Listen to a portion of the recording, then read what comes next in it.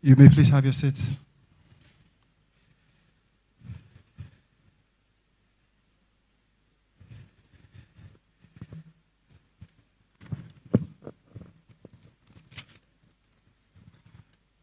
Good morning, Your Excellencies, distinguished ladies and gentlemen.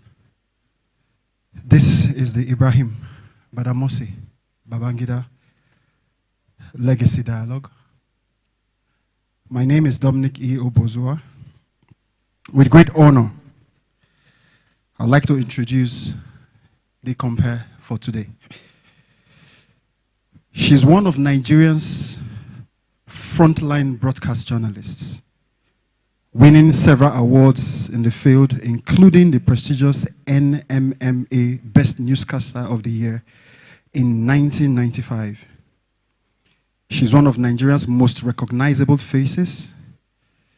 She anchored the NTA flagship network news for 17 years and retired from active public service at the top of her career as Executive Director, Programs, having served meritoriously for 34 years.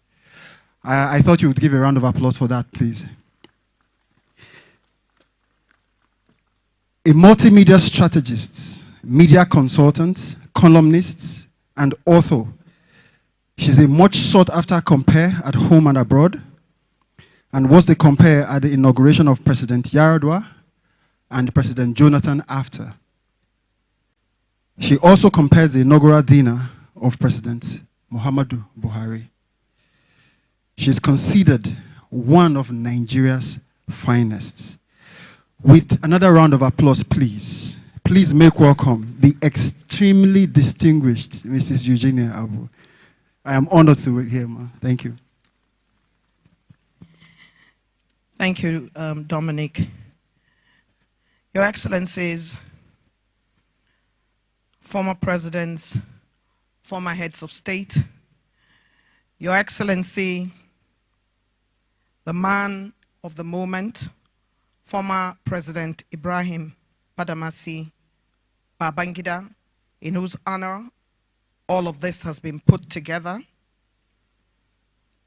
Your Excellencies, governors here present, the chief host of this occasion, the FCT Minister, and members of the National Assembly.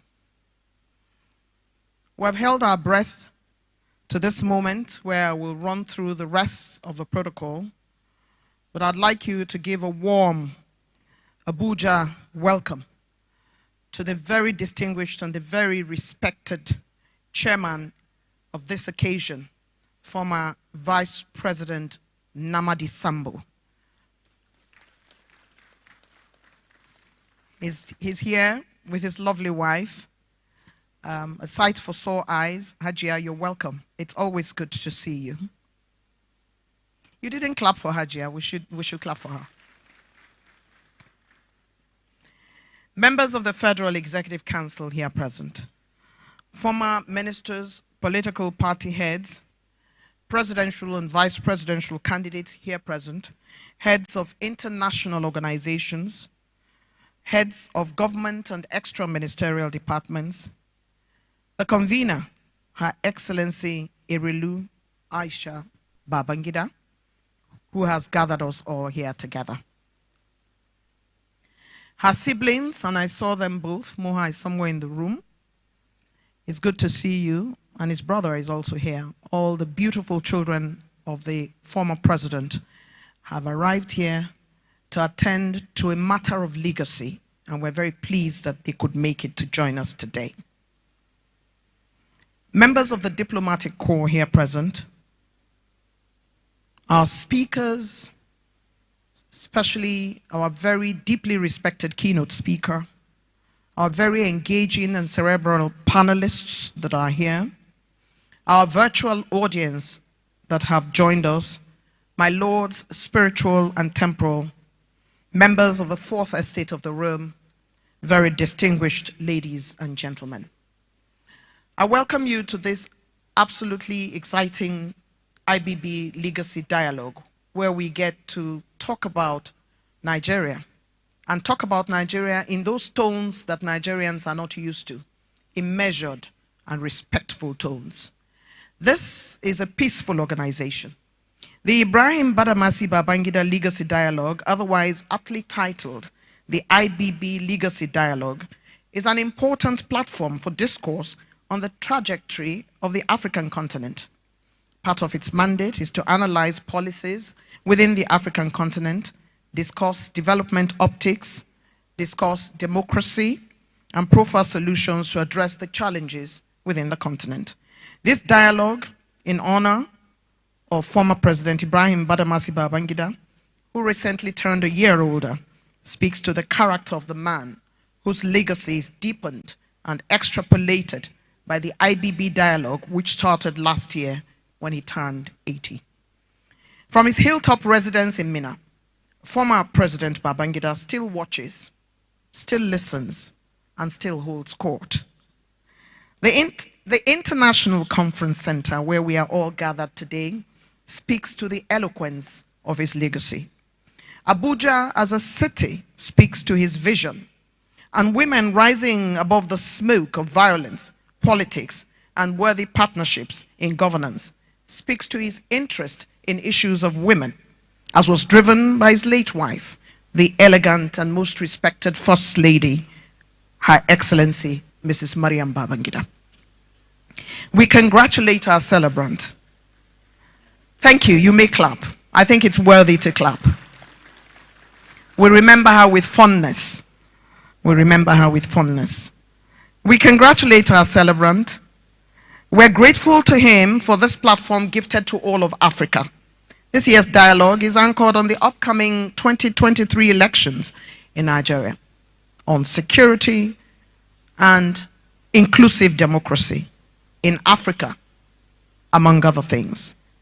This then is why we are gathered, to provide a platform for cerebral discourse in a peaceful atmosphere, in measured tones of maturity.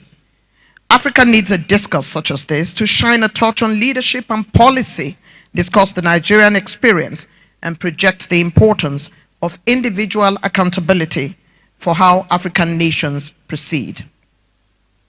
To have a worthy set of children is one of man and woman's greatest legacy. And what an honor for the former president to have a daughter such as Irilu, who decides to be the convener to deepen her father's legacy. Let's give a round of applause to the convener who has ensured that this continues to happen every year. We have a stellar cast of panelists, some of Nigeria's finest minds, and we have two moderators worthy of the assignment. Welcome to the IBB Legacy Dialogue Series, now an annual event. I'd like to salute and greet our virtual audience because they are very critical to the work that we're doing, those who couldn't make it here, and we thank them. Let me again reintroduce my co-anchor person, Dominic Obozwa, to introduce our next guest. We are set. I know you are all ears. We thank you for coming, and we wish you fruitful deliberations. Thank you very much. Dominic? Thank you very much, ma'am. How do I introduce this amazing woman? Her Excellency Aisha Babangida is a powerful convener of successful collaborative processes in leadership, development, and negotiations. She plays roles as a champion, shaper of issues, and a great unifier. She serves as the public face of the Ibrahim Babangida Legacy Dialogue, the Mothers of Nation Initiative, and Female Entrepreneurship Development in Nigeria and Africa. Aisha serves as the conscience of the community she serves. She's the founder of Eguafin Microfinance Bank, Women Enterprise Alliance, as well as the chairperson of the Better Life Program for African rural women. Aisha Babangida is a humanitarian leader with a demonstrated history of working with philanthropy and helping the undeserved. With a round of applause, with a standing ovation, please, I would like us to welcome Her Excellency Aisha Babangida. Please, with a standing ovation, please, let's welcome her. Thank you very much. Please keep clapping until she gets here.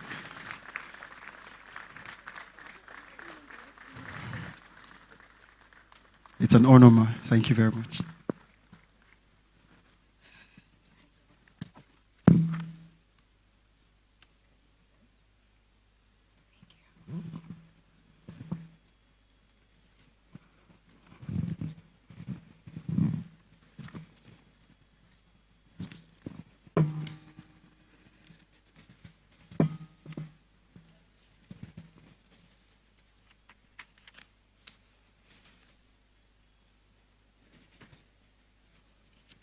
I'm sorry, there's somebody has tampered with my speech. I can't find number one.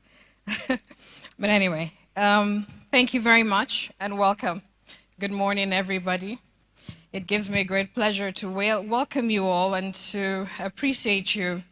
I know that some have come a long way, but this is really special to us. My father, my siblings are here, my aunties, my uncle is here as well. This gives me a great pleasure to welcome you all. But what is special is that this presidential library, the Ibrahim Badamasi Presidential Library, it was actually Ibrahim Badamasi Presidential Library, but we thought that there can be a President Babangida without a Maryam Babangida. There can be a Maryam Babangida without a President Babangida. So we thought to merge them, and that is why we call it the Ibrahim and Maryam Babangida Presidential Library and Foundation.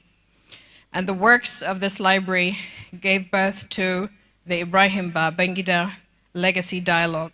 And this legacy dialogue is very important to have discussions, address issues, in finding solutions to issues that are very important in Nigeria.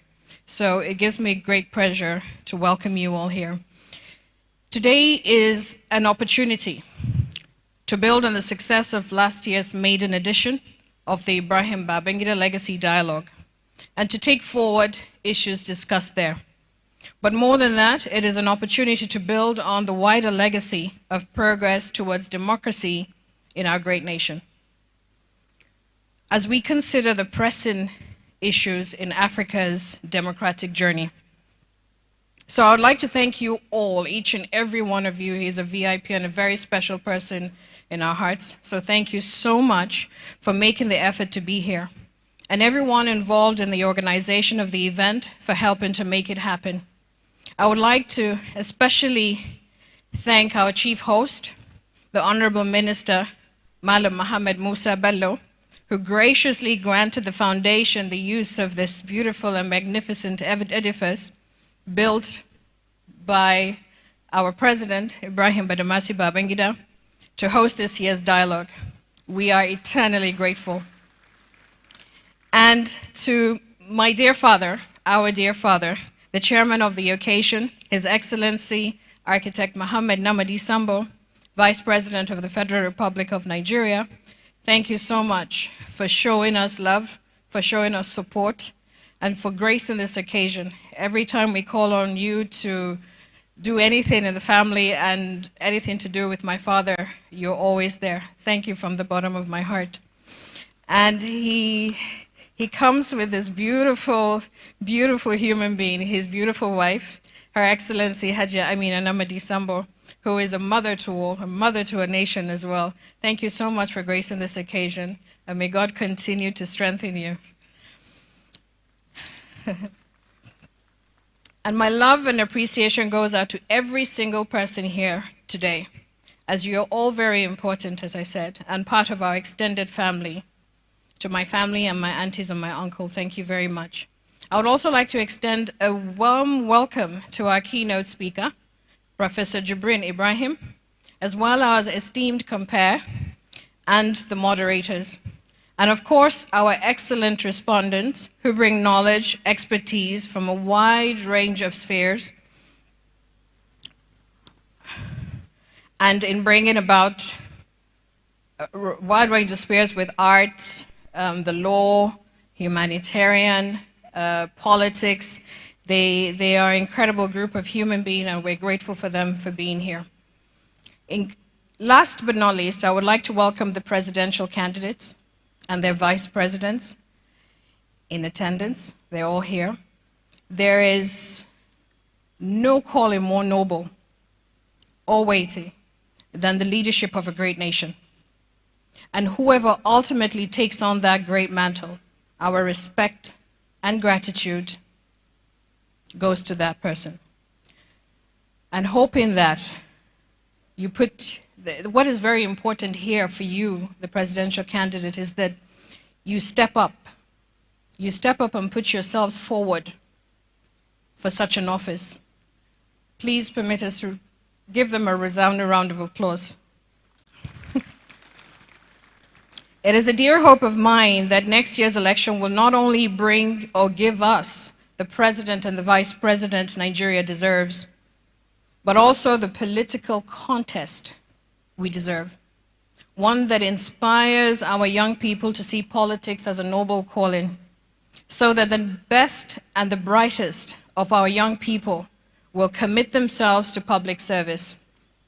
That way, in 2027 and in 2031 and beyond, the caliber of candidates will be, if anything, even greater. All thanks to the dedicated efforts of those who take responsibility here and now. The sad fact is that too many of our countrymen and women are cynical about politics and about the whole process. Nigerians have experienced many frustrations in the decades since we won our independence. The path to full democracy has been a slow and uneven one. We all know that we are not there yet. Patriotic leaders like my father have played their part in keeping our country together and in bringing about the stability and the rule of law required for economic growth and human flourishing. But of course, it would be an understatement to say that not all of our leaders have served us well. Even since the advent of the Fourth Republic in 1999, the history of democracy in Nigeria has been a checkered one. So it is natural that Nigerians are wary at election time. But it is also important that we do not give in to cynicism. The 2022 electoral bill has been an important step forward, and I hope it'll give voters great confidence in the conduct of the electoral process.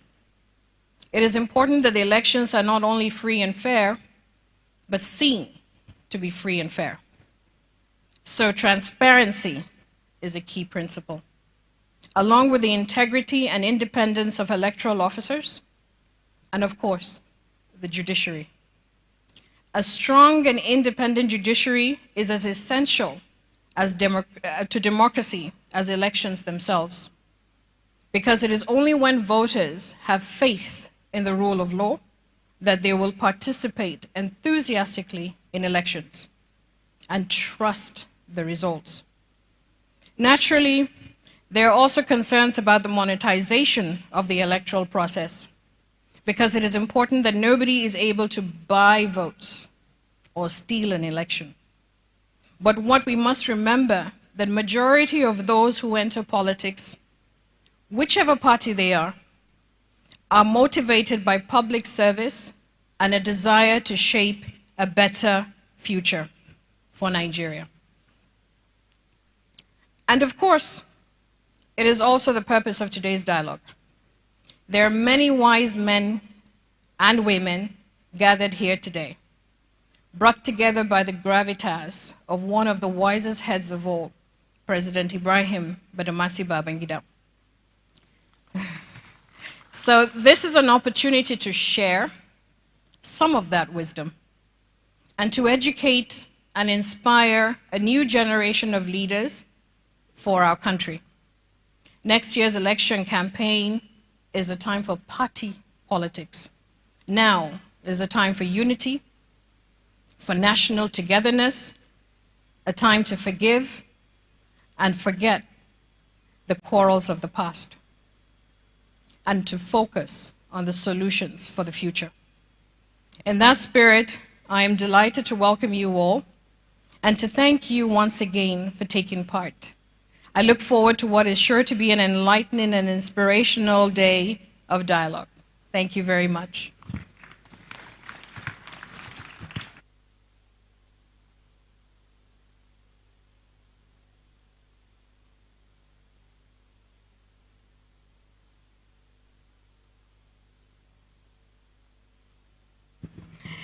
Her Excellency Erelu Aisha Babangida, who, distinguished ladies and gentlemen, at the various meetings we had, she had opted not to speak.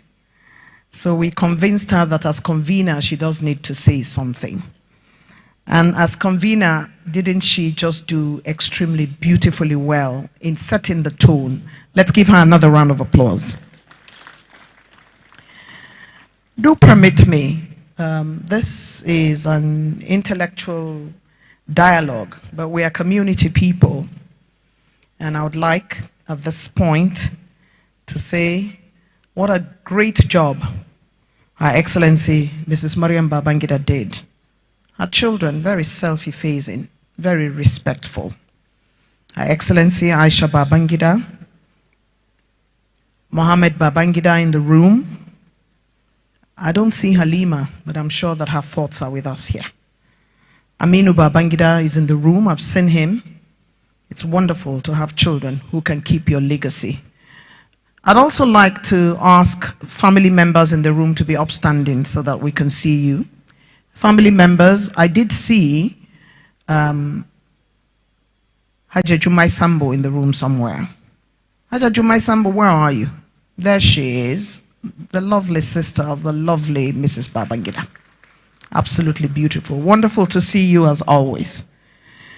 We're very pleased to be gathered to look crucially at our continent and how much better we can do. And I don't think that it could have been put any better than Her Excellency Aisha Babangida has done to salute vice presidential candidates and their principals, presidential candidates, whoever has joined us today, because she did say that it's one of the greatest courageous things to do, to put yourself forward for your nation.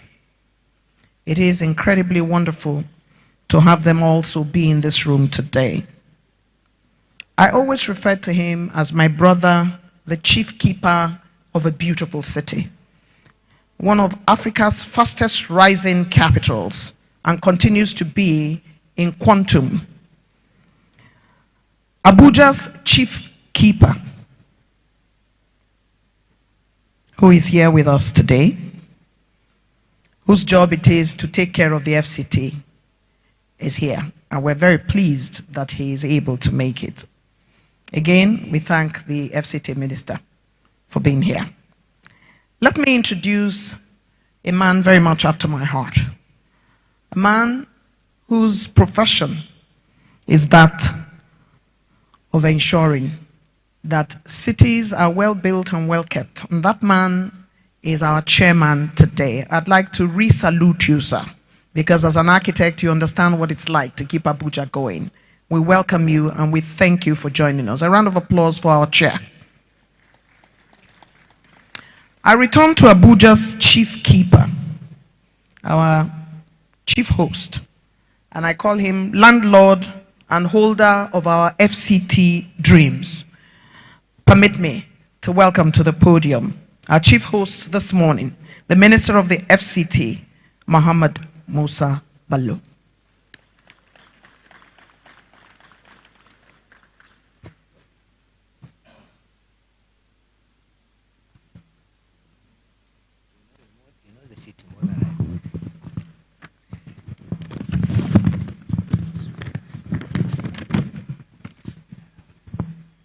The chairman of the occasion, Your Excellency Architect Mohammed Namadi Sambo, GCON, former Vice President, Federal Republic of Nigeria, the distinguished senators present here and all members of the National Assembly, former ministers, former public officers, captains of industry, elder statesmen, distinguished ladies and gentlemen.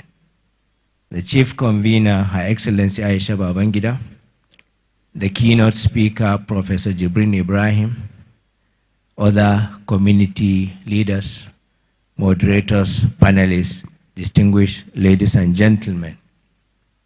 On behalf of the residents of the city of Abuja and the entire citizens of the Federal Capital Territory, I bring you warm greetings of the administration on this auspicious occasion of the 2022 Ibrahim Badamasi and Maryam Babangida Legacy Dialogue, which has as its theme issues in Africa's democratic journey. I welcome to Abuja all who have traveled from outside the Federal Capital Territory for this important convergence. I hope you have a pleasant and memorable stay in our beautiful capital city. Permit me also to begin by congratulating the Ibrahim and Maryam Babangida Presidential Library and Her Excellency, the convener, Aisha Babangida, of the Ibrahim Babangida Legacy Dialogue for instituting this think tank that is dedicated to the social, economic, and political development of not only Nigeria, but the African continent as a whole. The theme of this year's gathering is germane and could not have come at a better time than now, especially as we prepare in earnest for the forthcoming 2023 general elections.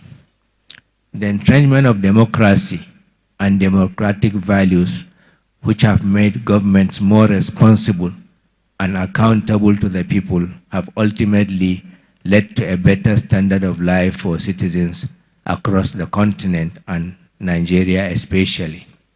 It is therefore imperative that governments and people across the continent work hard to sustain the demands for democratic governance across the entire African continent. In Nigeria, the administration of President Muhammadu Buhari, building on a foundation laid by past leaders, including President Ibrahim Babangida, has further entrenched our democratic values.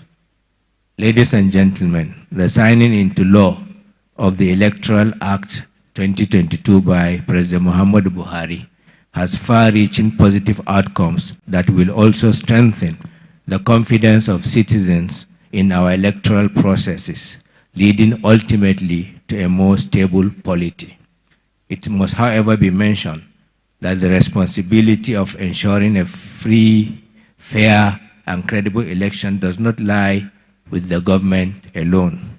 Citizens also have a role to play in all of this by committing themselves to a peaceful electoral process devoid of rancor and violence, and by being vigilant and complying with all the extant rules and regulations covering the entire process. Distinguished ladies and gentlemen, the FTC, the Federal Capital Territory, which is built on the foundation of unity and indivisibility of our nation, saw one of its most exponential growth periods during the tenure of President Ibrahim Babangida.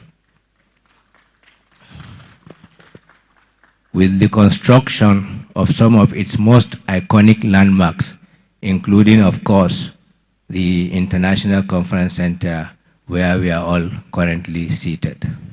For this and many other reasons, we will continue to build on his legacy and those of the founding fathers of the Federal Capital Territory and other patriotic Nigerians who dreamt of a great nation and worked very hard to see it become a reality. As we look forward to an enlightening and enriching session from our distinguished resource persons and our very distinguished guest speaker, it is my sincere hope that this dialogue will come up with implementable solutions to issues brought up therein. It is on this note that I once more welcome you all to Abuja, our city of unity, and wish you all a rewarding summit. Thank you.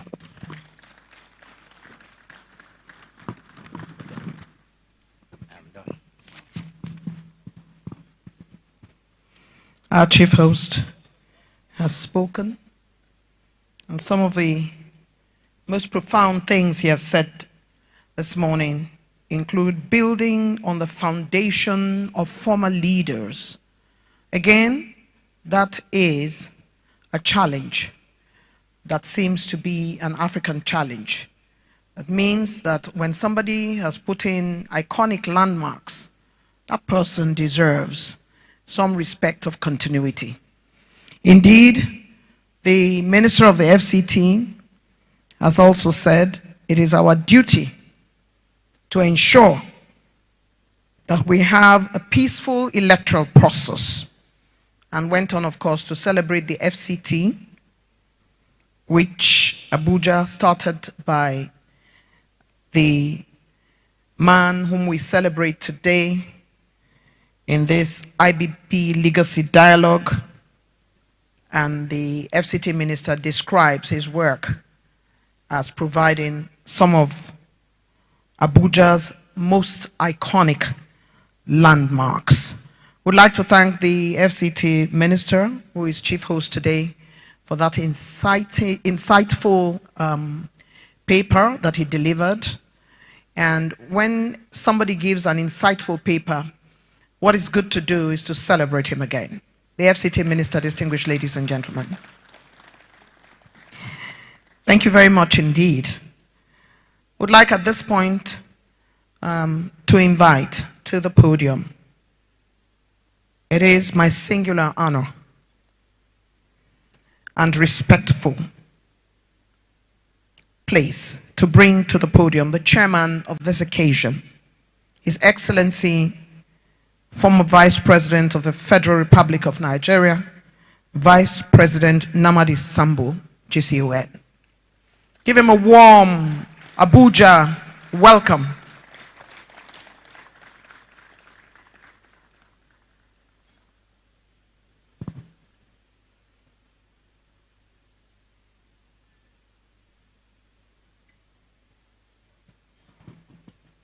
My singular honor and pleasure, sir. Thank you, Agent. Thank you very much.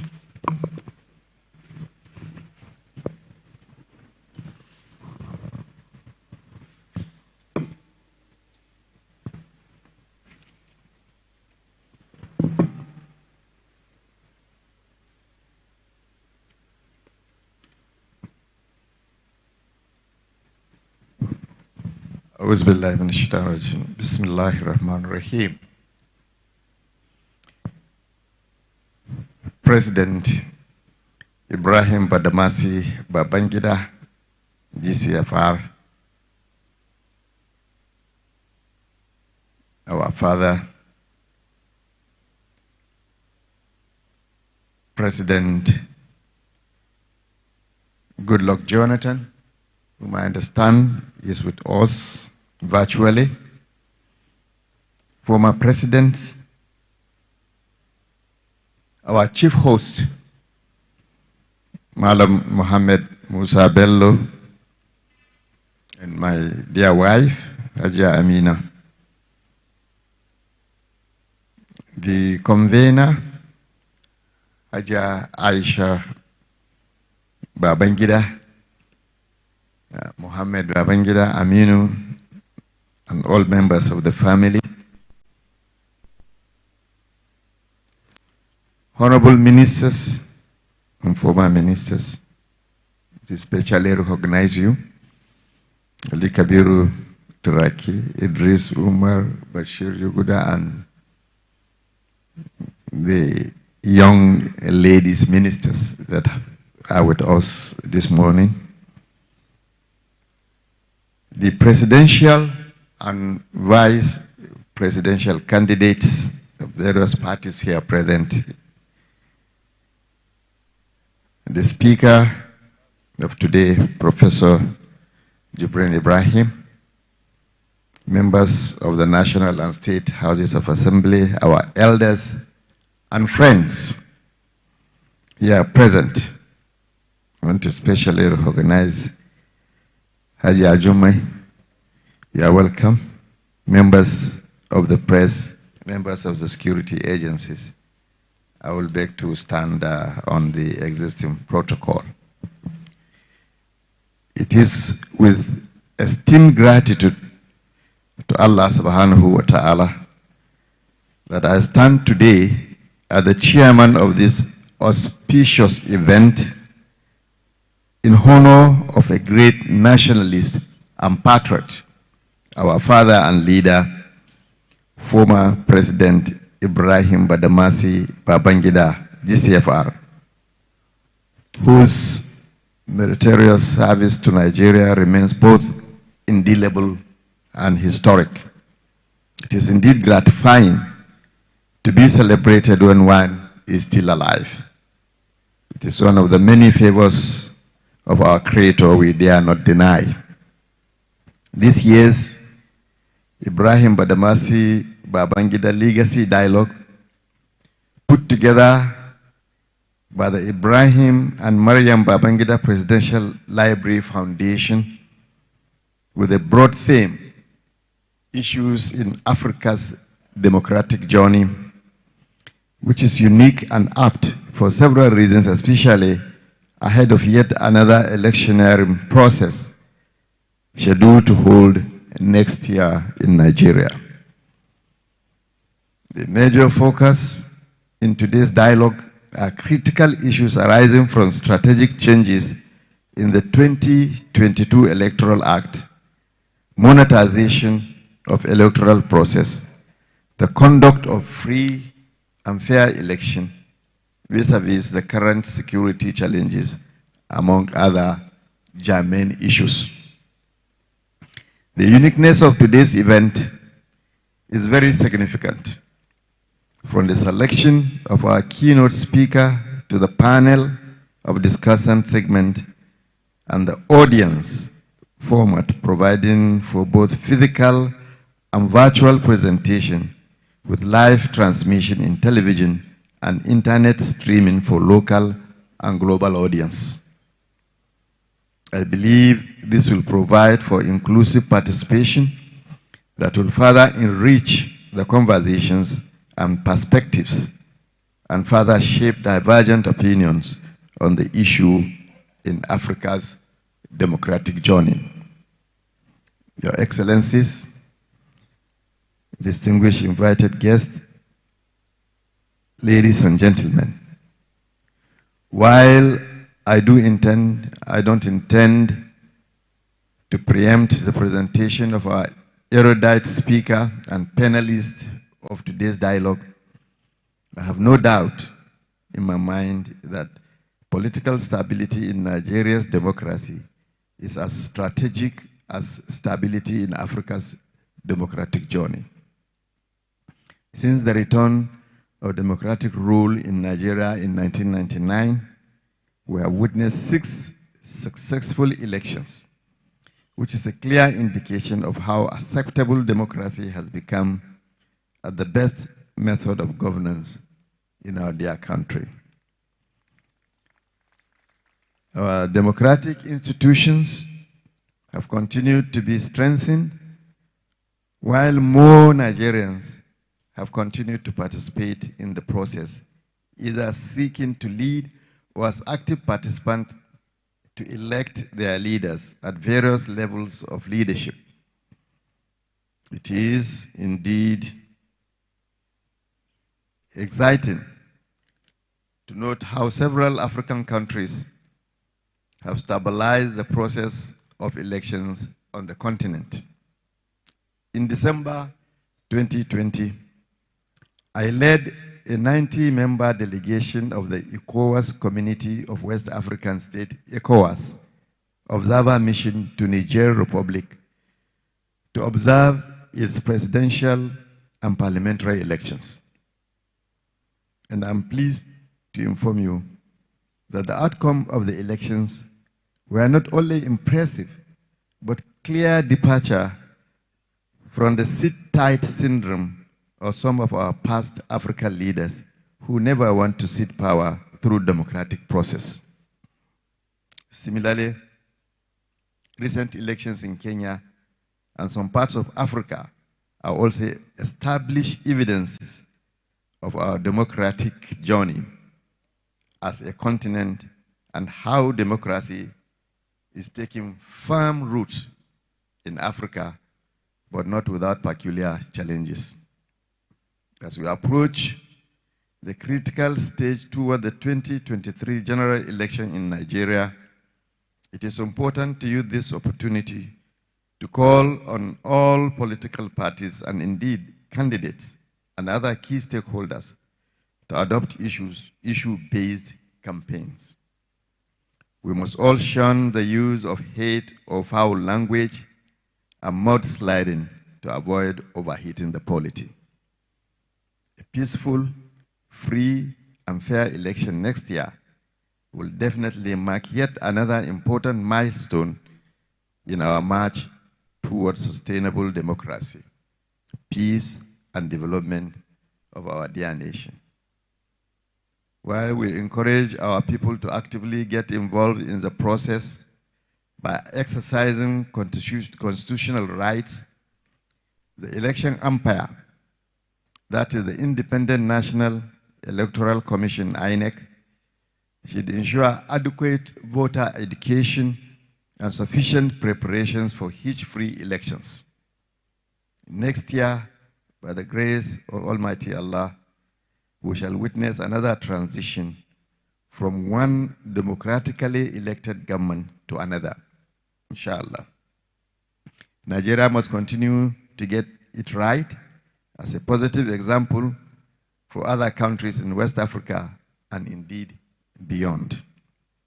Distinguished invited guests, ladies and gentlemen, let me use this opportunity to extend my warmest birthday wishes to our father, elder brother, and elder statesman, former President Ibrahim Babangida, GCFR, on the occasion of his 81st birthday on the 17th of August, 2022. On behalf of my humble self, my family, associates, and indeed the entire audience of today's event, I pray that may Allah continue to strengthen and bless Your Excellency, sir, in good health and wisdom. Happy birthday, happy 81st birthday to one of the Nigeria's greatest leader.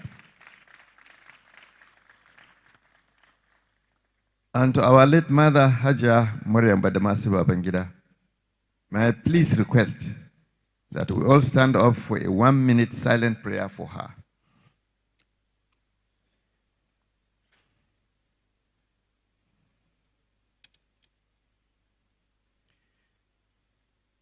We pray that Almighty Allah grant her Al-Jannah Firdaus.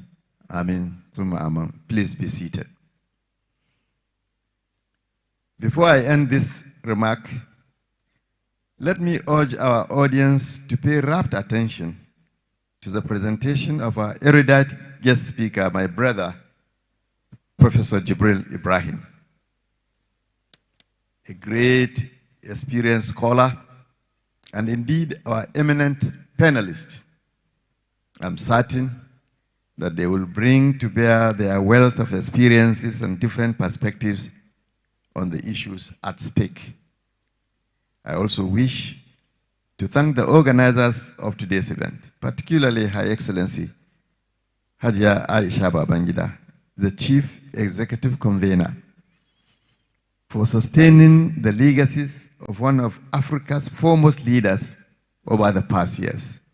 Congratulations for that.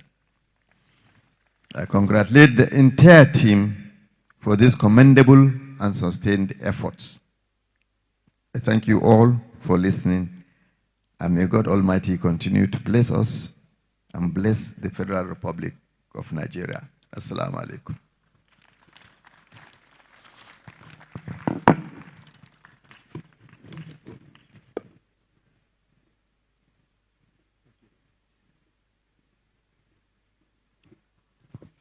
A chairman's worthy speech.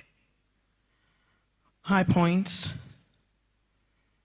further shape divergent views on the issue of African democracy. No foul language as we go forward to the election, in order that we do not overheat the polity. Indeed, the IBB Dialogue Series 2022 could not have found a better chair for this occasion. Our amiable, soft-spoken, likable former Vice President of the Federal Republic of Nigeria, Vice President Namadi Sambo, has delivered a worthy chairman's speech. Let's give him a round of applause. Before we bring up the next speaker, you would recall that Nigeria is under watch, as has already been established by the chairman of the occasion, for other nations to emulate. Indeed, we are that nation that is to other European countries what it would seem that some nations within Europe have become. And so when Nigeria sneezes, the rest of Africa catches cold. It is the reason for which, as a nation, we must step up our game continuously. And the IBB Legacy Dialogue Series is doing just that with the discourse which they have placed on the table. I do not wish to steal our chairman's thunder, who has spoken so very well of our keynote speaker, very carefully chosen to deliver what would be an iconic speech today.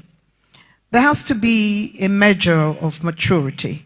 We cannot, as a people, constantly be shouting at each other as a way of looking at our challenges and preferring solutions. We must establish ourselves as people worthy of dialogue, which is the reason why the IBB Dialogue Series is here. You would recall, like I always say when I teach my students at the university, that indeed English may not be our language, but it is the language of governance. It is also the language of business, and across the world is what is used. And because it is so, sometimes we do really have to be careful when we speak about ethnicity, about religion, about politics, in measured tones, because the language anyway is not ours, and therefore we must deploy it appropriately. And in trying to deploy it, sometimes you can have tongue twisters, and that's what happened a while ago, when indeed I was to refer to our chief host speech as insightful, and we almost had inciting, and indeed what I meant, of course, was insightful. That language, as it is not ours, as Professor Jibril, an academic of repute, will note, can sometimes have words that can fall you down, and we must all be careful as we approach it. Today, we have a man who has conquered the language. Professor Jibril is an academic of note, and he will be doing the honors. But before then, may I invite Dominic to please come forward and help us bring to the podium the man who will be delivering this year's keynote speech. There you go. Thank you, ma'am. To bring up our keynote speaker, I would like to invite Gimbia Larry Bonnet of the Ogoro Chiefdom. Is she here, please? A round of applause as she comes forward. Please keep clapping till she gets here. Thank you.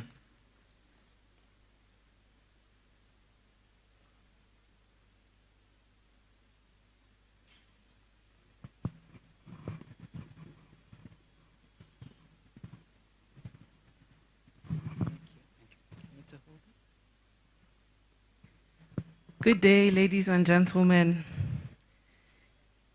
It is my honor this morning to introduce to each and every distinguished guest here present a stellar gentleman, a global civil society leader, a most learned educator, profound researcher, and proficient writer.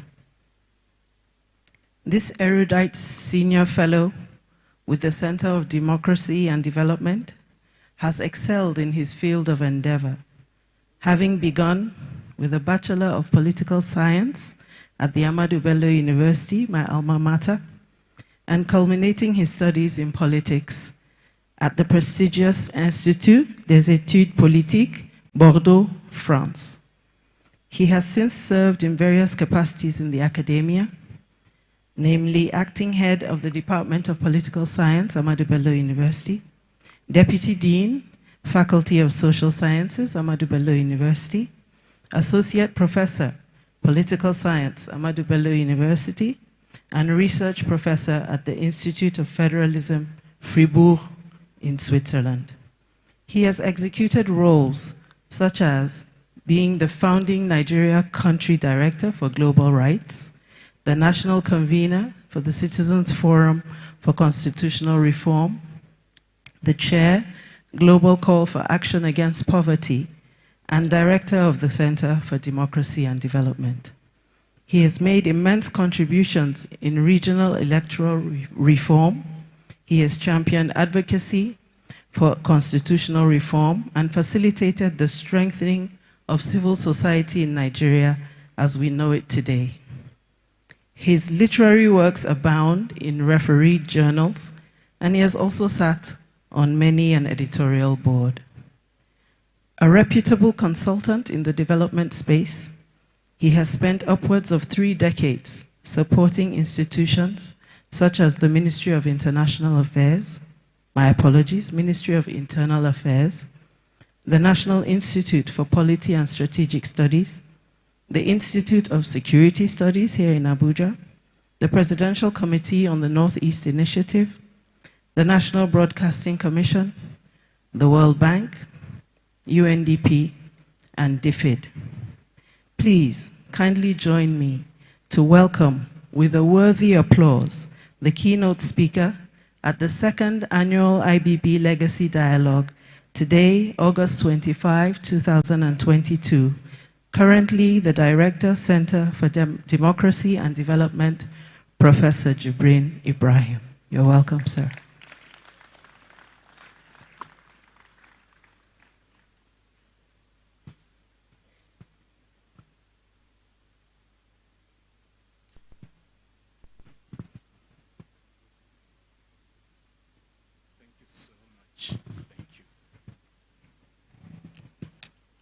Wow.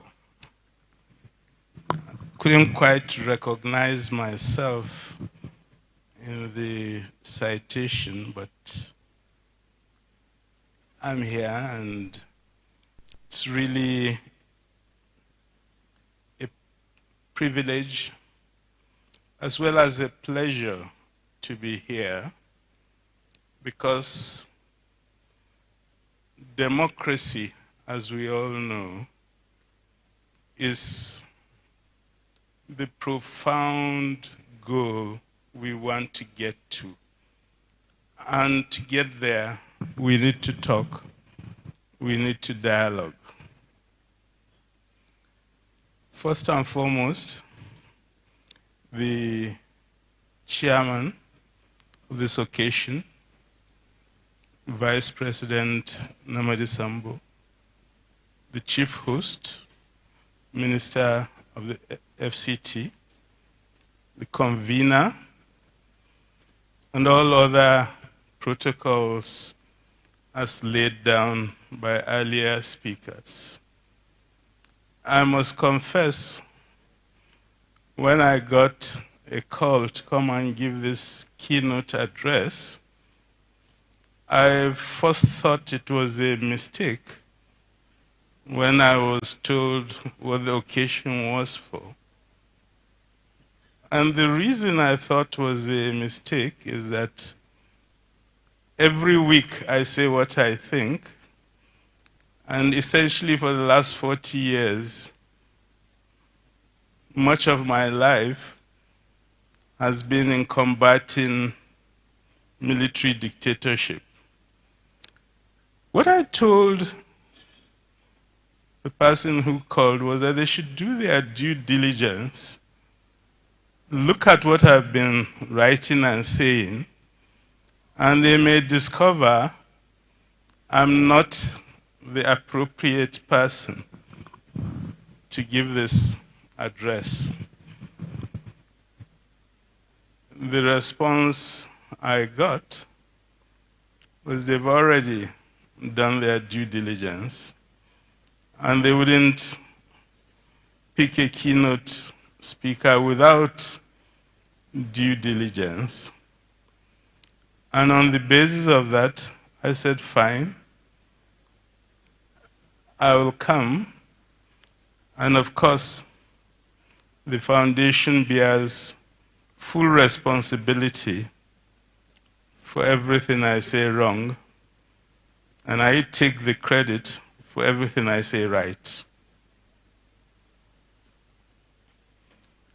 I think it is important in any political system to recognize people who have made major contributions to developing that political system. Certainly, General Ibrahim Babangida has made a huge contribution to building Nigeria's political system. And it is appropriate that recognizing his contribution is done, and I'm particularly glad that this has become an annual event. Since this is a platform where I'm careful about what I say, because in real life I'm a very careless person, let me start with words of wisdom from Ibrahim Babangida, which he told Tell magazine in 1998. Anybody who heads a military government has subverted the wishes of the people. This is not from me, it's from General Babangida himself. You can guess I'm not likely to differ profoundly from what he has said. I want to start by making two preliminary remarks that I think set the context for this occasion. The first has to do with the fact that the military ruled Nigeria for almost 30 years. The military has a culture, it has a style, it has an approach, and it has core principles. And when you are in charge of power for 30 years, those cultural attributes end up impacting on wider society. Precisely because of that, maybe we need to reflect on the distinction we make too easily between, on the one hand, the military, and the other, bloody civilians that we are. We need to question that dichotomy because of the cultural traits that have passed from one to the other. Looking back at our younger days, the presence of the military was very much in our ordinary lives, not just in the political and administrative life of the nation. As undergraduates in Ahmadu Bello University, the chairman of this occasion, myself, and a lot of others were very conscious about the frequency with which our mates went to military formations for social events.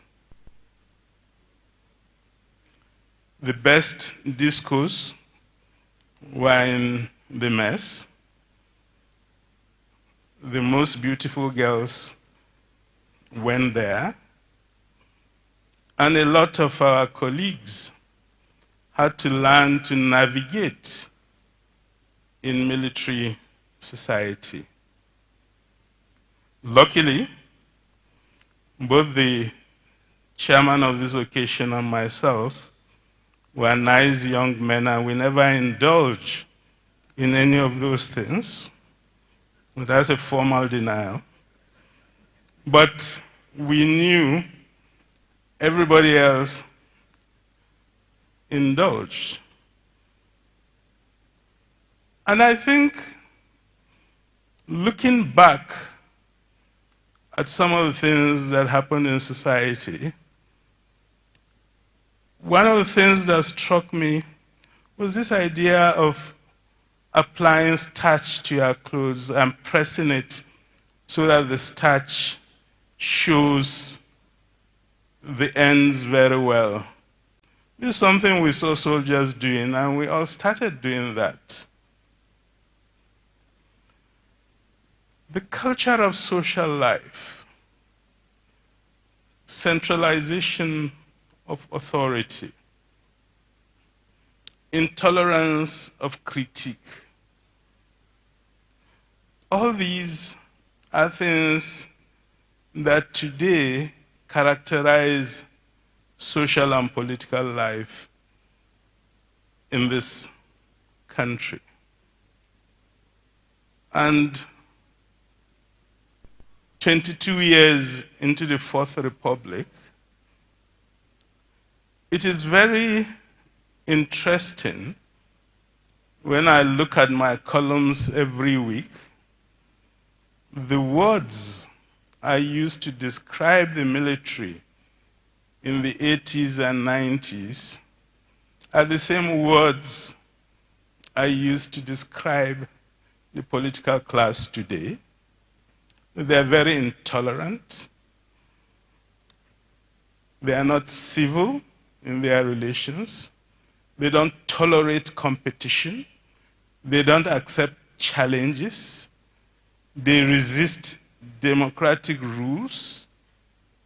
These were the words I have in my career used against the military. And I was just flipping through my columns yesterday, and I saw the same words being used by me to describe a civilian political class. The point here is that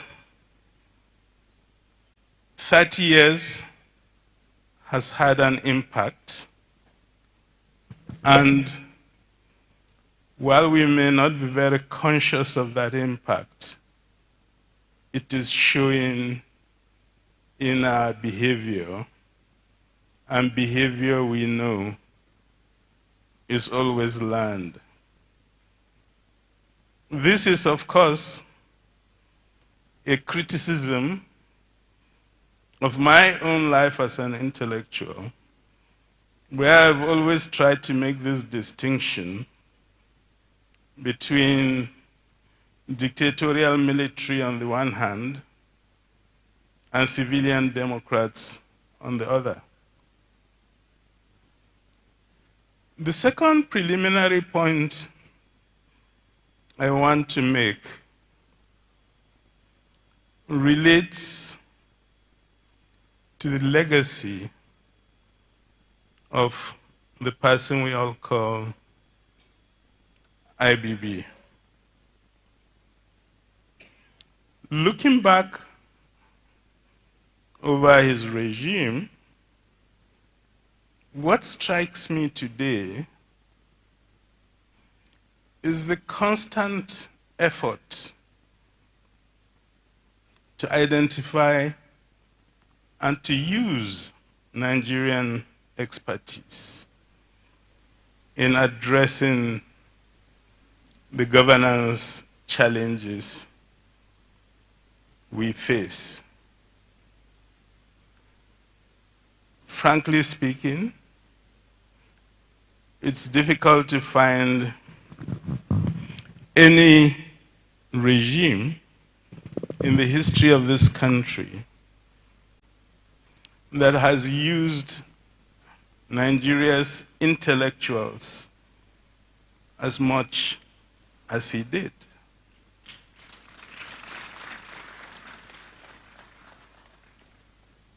One of those that comes to mind easily is Professor Ransom Kuti, who, in a very profound way, transformed our approach to health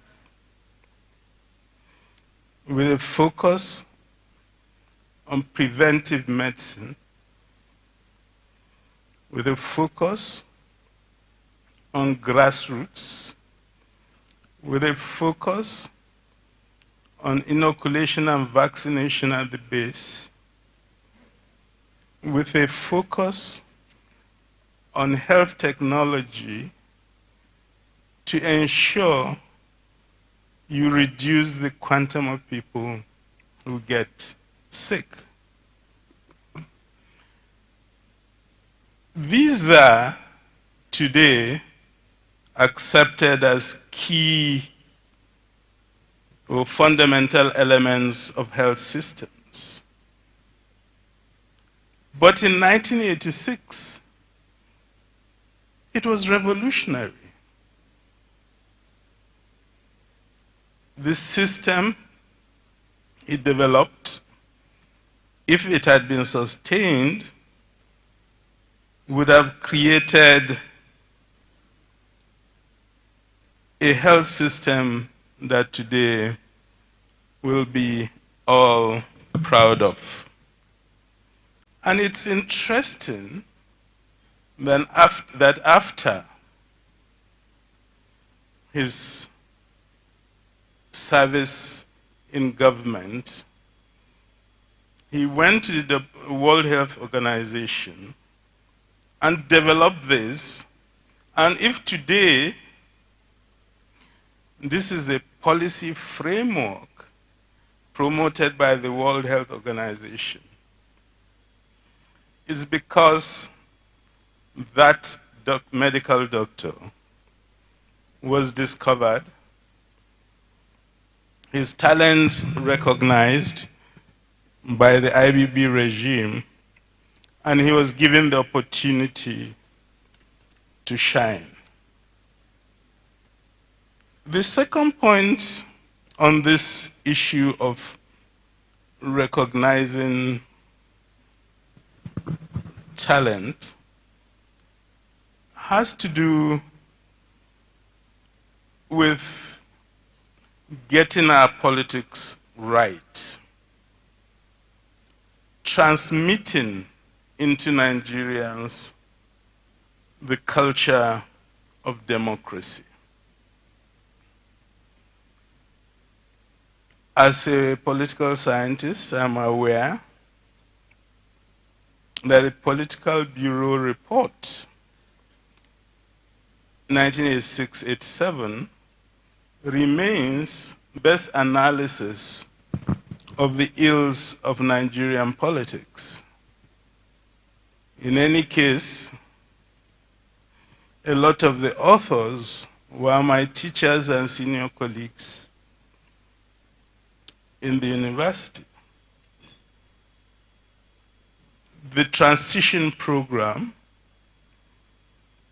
was designed not just to lead us to elections, but to lead us to a new approach to politics, where there is recognition that the cultural attributes of democracy must be transmitted to the practitioners if they are to succeed in practicing this system called democracy.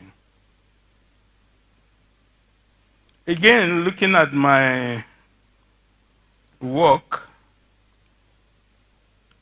my weekly columns and frequent talks, it's quite interesting that the phrase I use most often is to say the Nigerian people believe in and search for democracy, but the political class does not believe in democracy and engages in behavior that are often profoundly anti-democratic. When the Center for Democratic Studies was set up in Abuja, it was really to try to distill what are those traits that Democrats have that enables them to deepen and consolidate democracy, and how can we transmit those traits to Nigeria's political class. I think a lot of effort was made towards that end. I think the general verdict of Nigerians is that at the end of the day, it did not succeed. And as we know, everything ended with the June 12 debacle. But I think looking back at our history and looking forward and at what we must do to deepen our democracy, it is important to bring back that debate on what are those cultural traits democracy practitioners must have. That debate is not ongoing by creating the conditions that will lead to its realization. The final issue I'll raise on this, my second preliminary remark, has to do with the fact that I think we all recognize that government does not work in this country. The ministries, departments, and agencies, we all know it, and we all live with that. Under IBB, however, there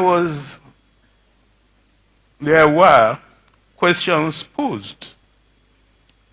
If government agencies and ministries are not working, how can we find structures that perform those duties? A lot of efforts were made at that time. Institutions were established and agencies, DFRI,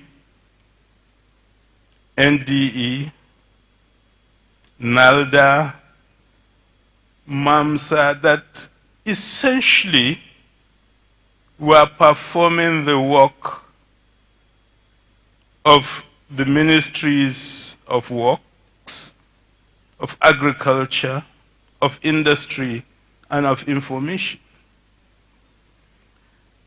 I think it is clear to us that these parallel agencies did not work because the core ministries were still there, and what you are doing is multiplying agencies with the same functions. And I think there is a consensus that that's not the way to go. My point here, however, is to say we need to pose the question IBB posed, which is to say these ministries are not working. What do we do? That question, I feel, is not being posed today. And part of the IBB legacy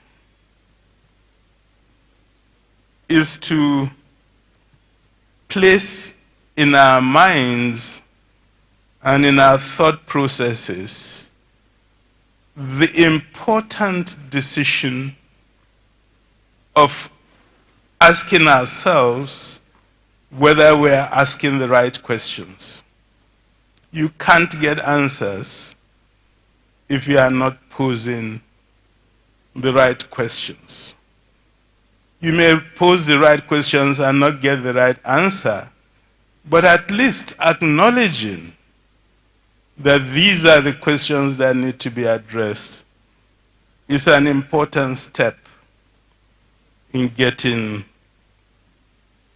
a solution. I feel this question of posing the right questions, of finding the local intellectual source to seek for the answers, is very key to the theme of our discussions today, which is Africa's democratic journey. Last year, I had the privilege of serving in a UNDP committee that was given a question how do we reinvent governance in Africa to serve the needs of the people? By a brilliant Nigerian ambassador we lost 2 months ago. And what he did within the team was to say, when you are asked a question, you first interrogate that question. Is it the right question? Because if you don't interrogate the question, you may find out that you are engaged in a fruitless journey. And his key point was that, do we really need to reinvent democratic governance in Africa? Had we not done that in the period 1990 to 2000? And if we had done that, so let's look at what did we do at the turn of the 21st century and take off from there. The year 2000 is, of course, very important in the journey of African democracy. African leaders met in Lomé, Togo in 2000, and took profound decisions. They said, Africa has been marked by political stagnation for too long. That political stagnation is due to the reality of power-hungry people on the continent who want to be in power throughout their lives, and many want to hand over power to their own children.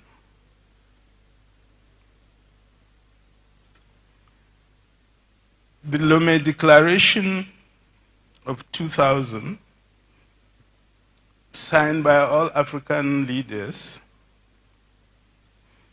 took the decision of zero tolerance to change of government by unconstitutional means. That we all have constitutions. These coups that have destroyed so much of Africa were all illegal by the constitutions of the countries themselves. So let's take the decision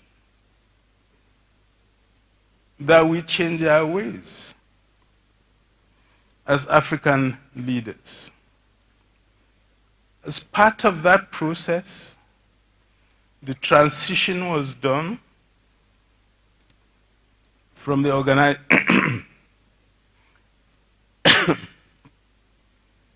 from the Organization of African Unity to the African Union. And that was designed to signal a culture change. The culture change had to do with the question of how do you read sovereignty. Up till that point, African states have argued we are sovereign, so nobody in the world should come and tell us how to rule our countries. We'll do as we please. That's sovereignty. The African Union Declaration said no. Sovereignty is responsible governance. Sovereignty doesn't mean you can do anything. And we, as Africans, will set the stage.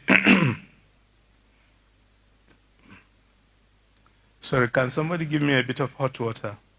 We as Africans must set the stage to challenge ourselves.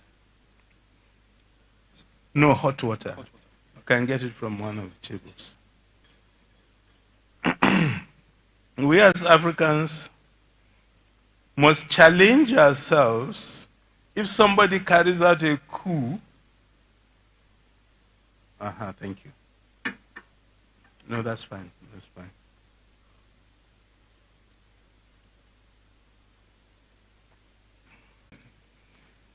That our leaders had developed a value framework, and they are now diverse.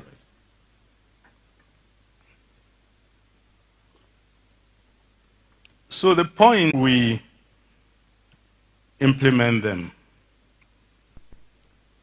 I think one of the very worrying things as Nigerians is the gradual eclipse of Nigerians from that decided to come and pay Salah homage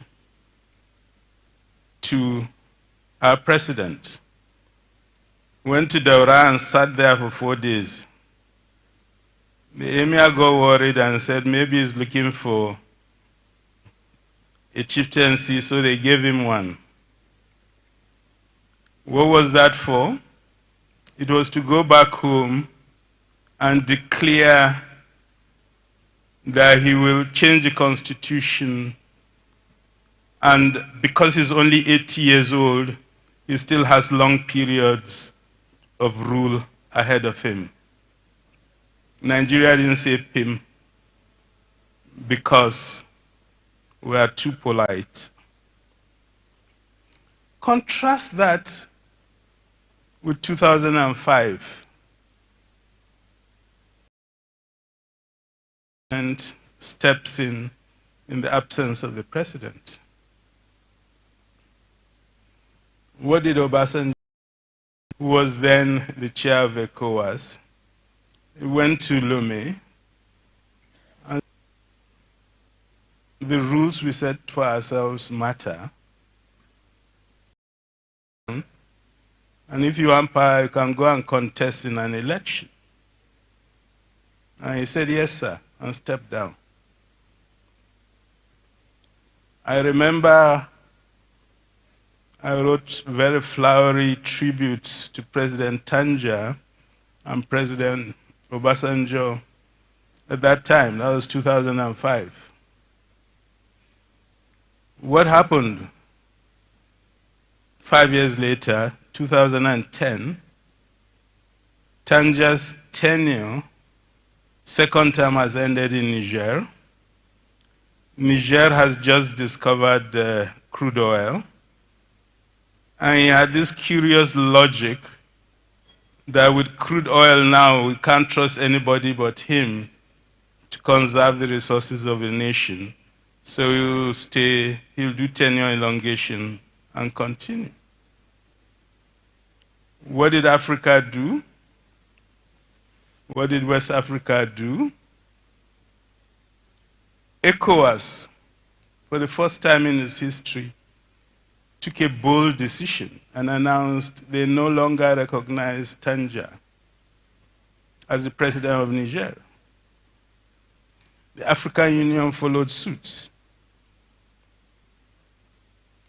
Mass demonstrations, Tanja had to be made to step aside.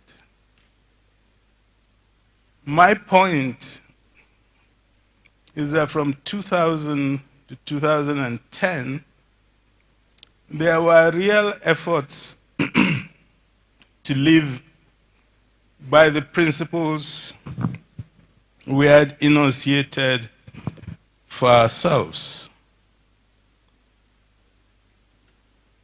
But since then, the downward trend accelerated.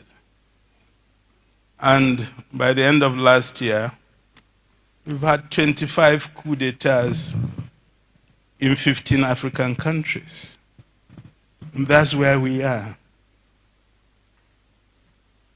The consequence, political instability is coming back, civil war is deepening, radical extremism is spreading,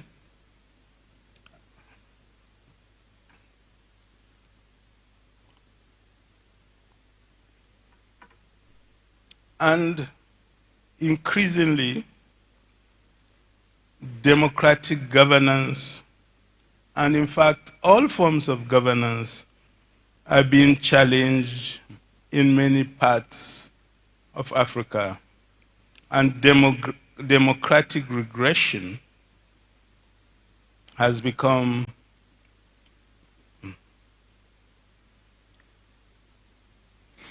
the reality we live with. And the issue about democratic regression is that it's a global trend. We've all followed what has happened in the United States of America over the past 5 years, when the right to vote for many people are challenged because they are black, where rules are changed. We've seen what's happened in the UK. British democracy is based on one principle: you must tell the truth to Parliament. And we have a Prime Minister in the UK that will daily lie to Parliament. What the challenge before us, therefore, is for each and every one of us to make efforts to continue this struggle for democratic consolidation based on a simple civic principle that democracy is really about citizenship, and power is exercised by governments on behalf of citizens, and that therefore those who exercise power are not the masters of the people, they are the servants of the people. I think somebody here thinks he owns that phrase, so I acknowledge. I'm a bit of a crisis speaking, so I will skip the last section, which is on the Nigerian democratic situation. I've seen the great panel that has been convened, and there's nothing I will say that they are not going to say. Thank you so much for your patience and understanding.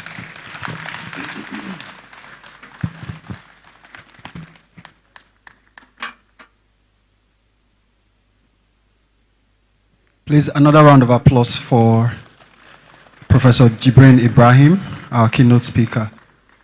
Thank you so much, sir. Indeed, institutionalizing, strengthening, and sustaining our democratic structures, systems, and institutions is at the core of the IBB legacy dialogue, and the IBBC legacy particularly as we transition to 2023.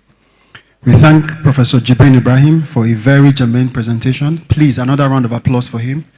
Thank you very much, sir. We honor you. We also thank Her Excellency, Aisha Babangida, for being the engine behind this agent of national transformation, the the Ibrahim and Maryam Babangida Presidential Library Foundation. A round of applause for her, please. And we're informed that Auntie Hadiza King is in the room, another sister to Her Excellency Maryam Babangida. Welcome, ma'am. We thank you very much for coming and we honor you. To take us to the next session, I would like to invite Mrs. Eugenia Abu. Thank you very much, ma'am.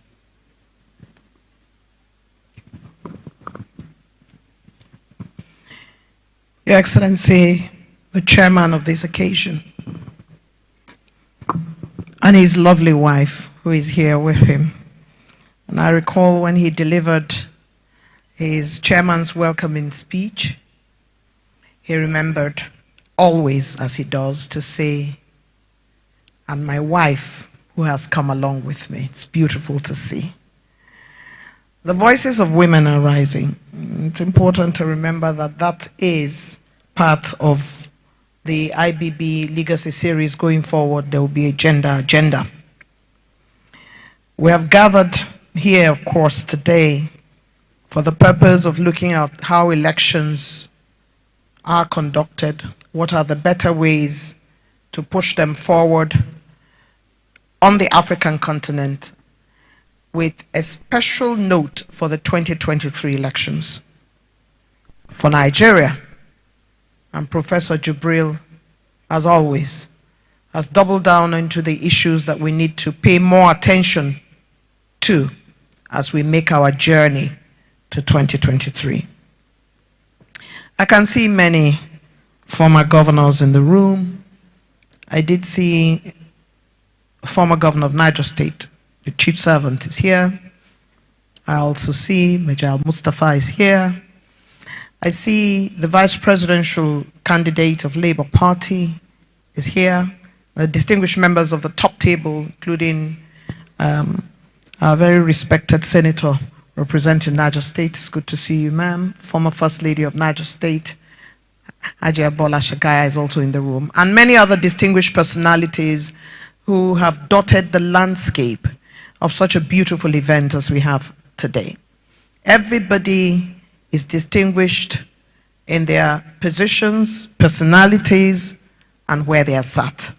I want to thank you all on behalf of the organizers for making the time to stay as you join us to continue this journey and this discourse. Our conversations today are going to be led by a stellar cast of individuals whose role it is to help us continue to push the envelope. I've also seen the spokesperson of the PDP here, Senator Dino Melaye, and my colleague and distinguished personality, Honorable Abike Dabiri. But we will continue in the recognitions, as we cannot recognize everybody. Whoever my little eye sees, I will try to mention. But like I've mentioned earlier, everybody is very critical to this event and is very deeply and well recognized, and we welcome you all. As we were saying much earlier concerning the English language and how it is the language of business and the language of discourse and the language of governance, there are very few people in the world who have the gift of the gab. But we also have quite a number of intellectuals whose duty it is to speak to the issues when the time comes for us to discuss Nigeria in all its ramifications. And today, the IBB Legacy Dialogue Series has gathered some of the finest minds in the country. They will not be able to speak in those moments of candor and unflappable intellectual elevation without some of the finest moderators in the land. And so today we bring to you a gentleman who has been within the broadcast industry for a long time and knows his onions. Mr. Ladi Akeredoluale is a controller of current affairs at Channels Television. He takes charge of programming in this genre, particularly foreign affairs and sports. And talking about sports, I am sure my little eyes saw the former Minister of Sports in the room with his red beret. There he is. Yes, he's there. And we were talking about Mr. Ladi Akeredoluale, who graduated from the University of Ilorin and the University of Lagos. He is an alumnus of Lagos Business School, Chief Executives Program, and he anchors the current affairs interview program, Newsnight, and Flagship News at 10 on Channels Television. One of our distinguished moderators for today, please help me bring to the podium Mr. Ladi Akeredoluale.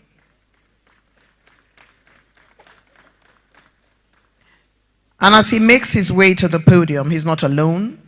He's going to be seated amongst the fine stellar cast of panelists that we have today. And he will be introducing them along with his co-moderator, Mrs. Ngozi Aliagu, studied German at the University of Hamburg in Germany. She started her career by working with DBN. She thereafter moved to TVC, where she spent some years before resigning in August 2019. Aliagbu's transition to Arise TV happened in February of 2020. Aliagbu won the Television Newscaster of the Year award at the 2021 Nigerian Media Merit Award. Give a warm Abuja welcome to Ngozi. Yeah. And so this twosome will be engaging you for the next 45 minutes, 1 hour or so, with the panelists who have been very carefully chosen to discuss the issue of Nigeria, Africa, and the world. I'll now like to hand the microphone over to Mr. Ladi Akeredoluale.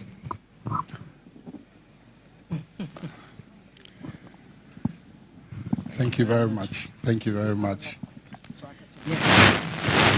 They have a neck mic, so they are doing good. Mine is working, and I hope yours is working too. I believe so. Do you want us to leave this behind as a backup? All right, there you go.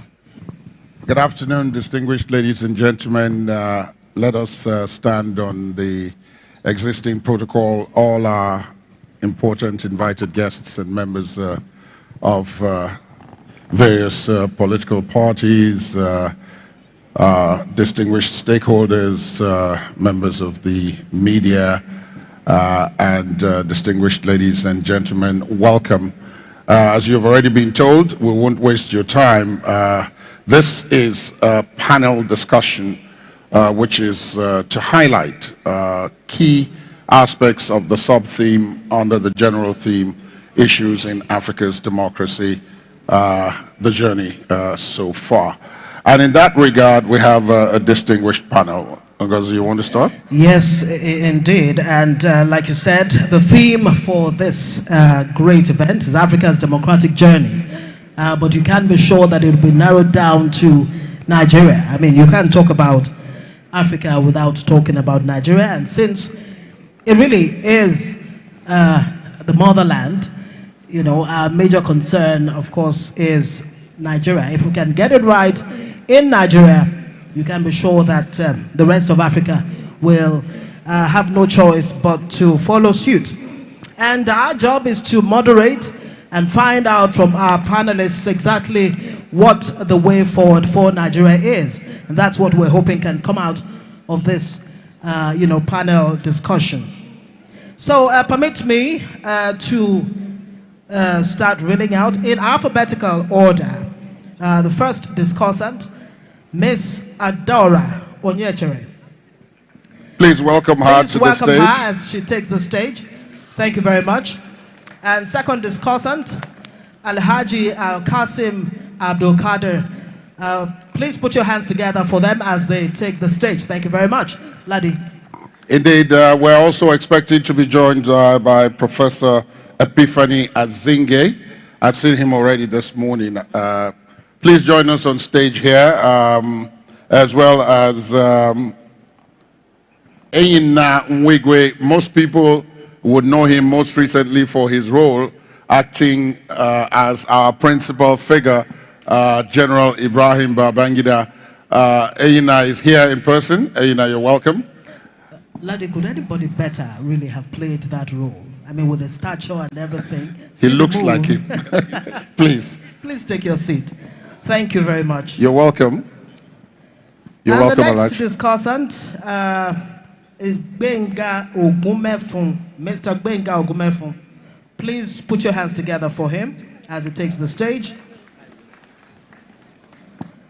Please put your hands together for him. Ladi Hamalai, please join us. Professor Hamalai is a veteran educationist, former director of the Nigerian Institute of Legal and Democratic Studies. And now to join us,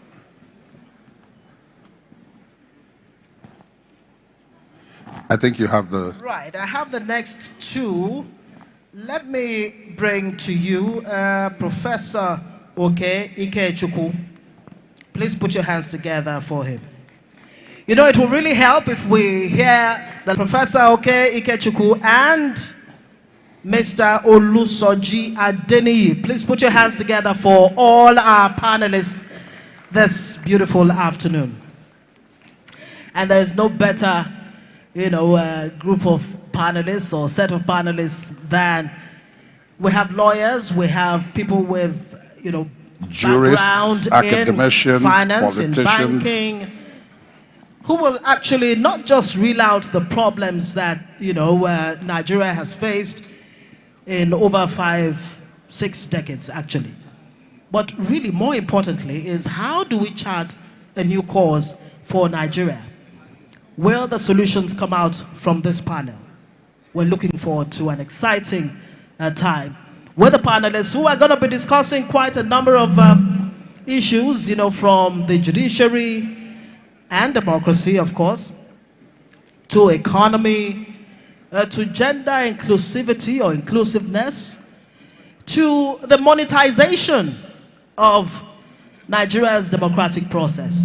That has been a recent challenge, growing trend, and how we can, move forward as a nation.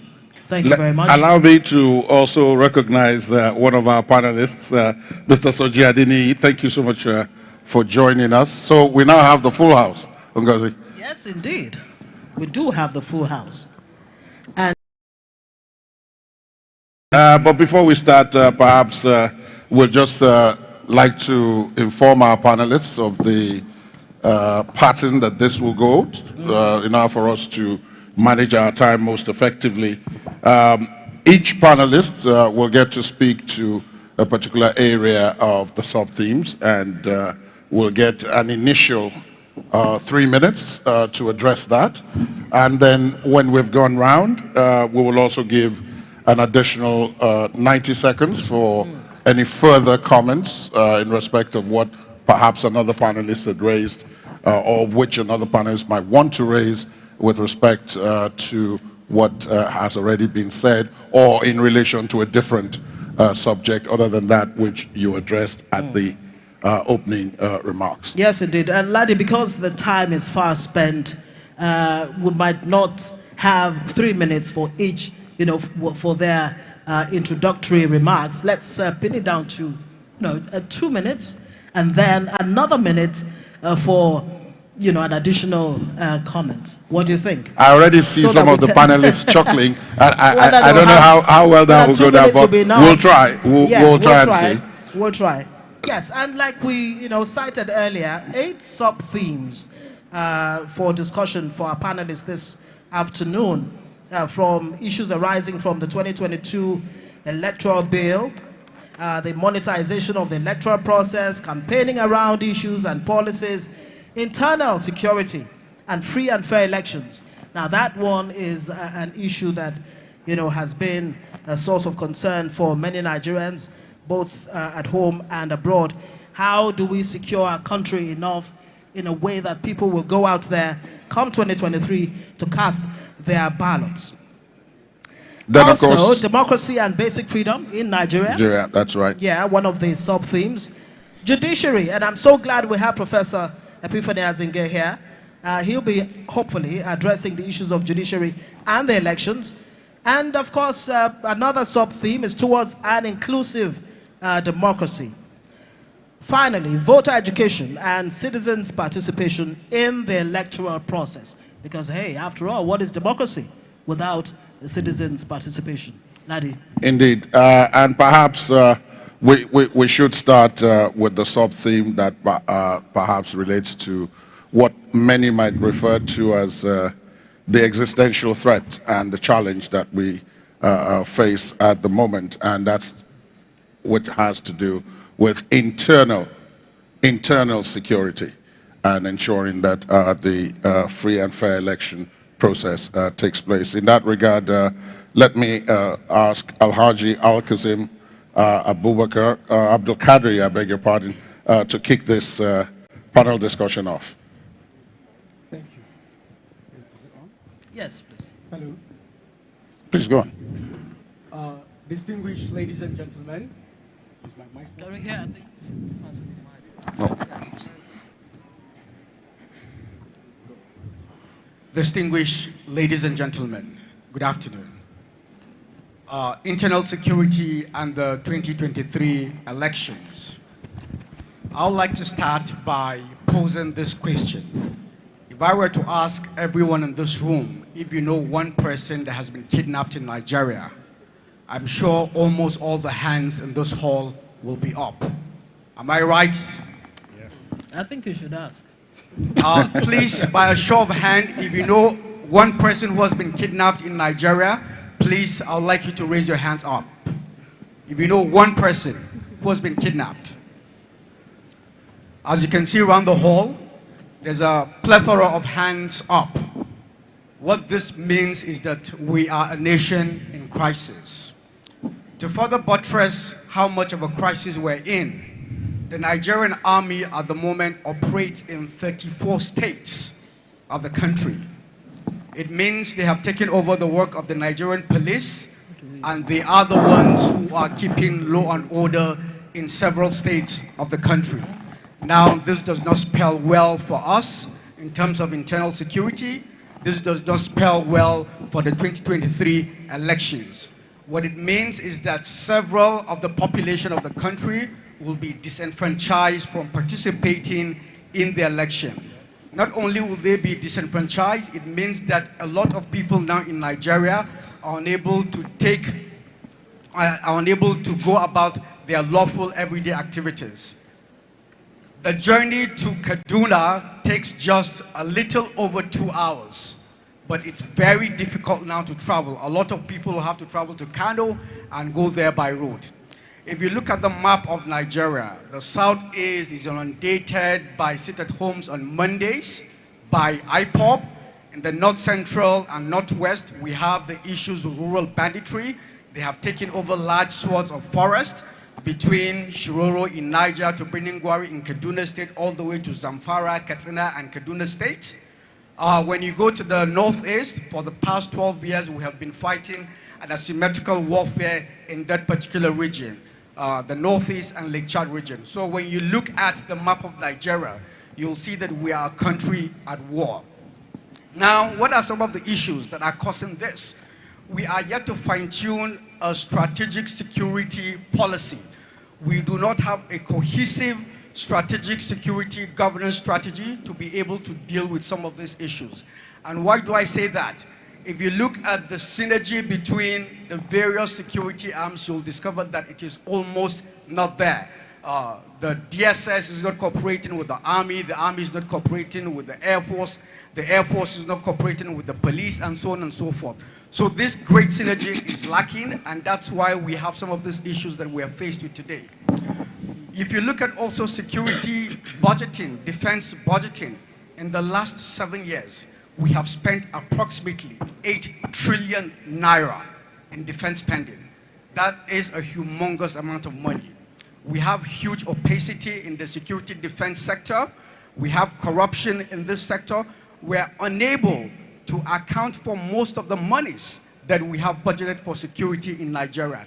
If you do not budget right, if you do not ask the right questions, then it means we'll just be going around in circles, we'll just be throwing money at the solutions. We all have a social contract, whoever you are, whether you're a follower or you're a leader. To solve these issues, we must be very honest and accountable to our social contract. We must do the part that we have signed up to do. All right, since we've started off talking about security, let's dwell on it a little more. Professor Epiphany Azinga, I know you will address legal issues, judiciary and all of that, but I'm sure you have one or two things to say about the state of insecurity in Nigeria. We just heard from Alhaji Kasim there say, you know, funding, budget is the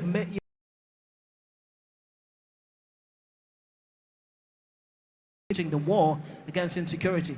But I recall just a few days ago, the running mate, insecurity, is lack of adequate funding. But it depends on the figures you're looking at. Some actually say 19 trillion naira has been spent on executing this war against insecurity, at least in the last 5 or so years. What do you think are the fundamental issues? Prof. Thank you very much. Good day, everybody. Well, budgeting is based on allocation made by the National Assembly. And to that extent, it would appear, I don't have all the facts, that a lot of budgetary allocation has been made to the military and the armed forces in this regard. What I think is that to that extent, government seem to have, what we seem to observe is the lack of political will in so many areas. One, the military seem to be demoralized, they are not up to it, and then of course the bandits or the terrorists seem to be holding sway in many regards. So to that extent, I wouldn't subscribe to the view that it is all about budgetary allocation, because we are yet to see the reality on ground to show that the much expended has been really judiciously utilized. In many regards, many people seem to be losing trust in the military in that regard. And to that extent, that also extends to the government of the day.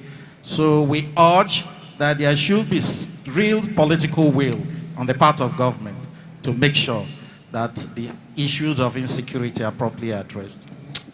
Anybody else wants to address the issue of insecurity, but not just insecurity as we face it in Nigeria, but with free and fair elections, because that is where the issues are now. Yeah. Thank you. I just raised two issues here. I think the first one is that we should not really condemn management of security altogether. If you look at the statistics, and especially in the Northeast, from 2015 down up to last year, the number of deaths per year has gone down to about 1,000, from like 20,000 in the previous years. I mean, over 10,000 in some years, a few years. And we have also a situation where the capacity of Boko Haram in the Northeast to inflict extensive damage has been also controlled. So I think we should look at it more positively in terms of congratulating the military for bringing some level of control in the Northeast. Now, the second issue I want to raise is the unfortunate impact of insecurity on elections. If you look at the data again from 2003, voter turnout peaked. But since then, voter turnout has been drastically plummeting down to 34% for presidential elections in 2019. And every year before then, it has been going down to that level. It's largely due to insecurity. Again, apart from that, if you look at the parliamentary and state government elections, voter turnout has been as low as 20%. In a few areas, not few, quite a number of areas, INEC recorded 8% voter turnout. In Anambra in November last year, it was actually 10%. Okay. So you see, democracy is being eroded. There's growing exclusiveness in the process, which has to be corrected. Otherwise, we go back to some of what one or two authors have said. Actually, democracy is a rule by those who participated. It's a system of majority of those who participated. Because a smaller and smaller number of the population are participating in the process. In that case, Professor Ikechukwu, I want you to kind of expand your contribution. Very well. Beyond the issue of just security, because even though security, as has been said, would probably be part of why the voter turnout is low, but it's not the only reason. And there are quite a number of people who have pointed out that, well, the Electoral Act of 2022 was to address one of the other principal reasons, which was the transparency of the process, the equity of the process. Has it done that? In principle, yes, if you look at the content of the legislation and the provisions. But I think in discussing security, let's make a distinction between security and defense. We've so far focused on defense. If I'm about to punch you and I say defend yourself, you take measures. But if you're talking about securing yourself in your house, you're talking about food, so you don't go out in the dead of night to the farm. You're talking about a well-built house, mosquitoes don't bite you, so you don't fall sick. Now, food insecurity exists in the Federal Republic of Nigeria, social insecurity. So you find to that extent, for as long as we focus on defense and not security, the citizens will remain vulnerable because hunger will make them sell their votes, etc. So with that distinction in mind, we then separate the fight against Boko Haram from the measures any modern state should take to ensure security, not just defense. So you hear people talk about security architecture. Change it. We change service chiefs. Nothing happened. There is nothing, in my view, wrong with the security architecture because it begins from the military, paramilitary, political office holders to local government chairmen to traditional rulers. If they all play their role, everybody in a community has a neighbor. If I'm Digwe and I cannot get my people to know who their neighbors are, already the national security architecture is beginning to fail from that level. So the delusional conversation about security architecture moves away from the simple fact that if we can't hold this meeting because people are making noise, it's not because of the architecture of this building. True or false? True or false? True. So let's get the conversation correct. Come and address the public and actually imagine they are making contributions to national discourse when they are not. So coming back to the impact of all of this and looking towards 2023, there is nominal citizenship, not substantive citizenship.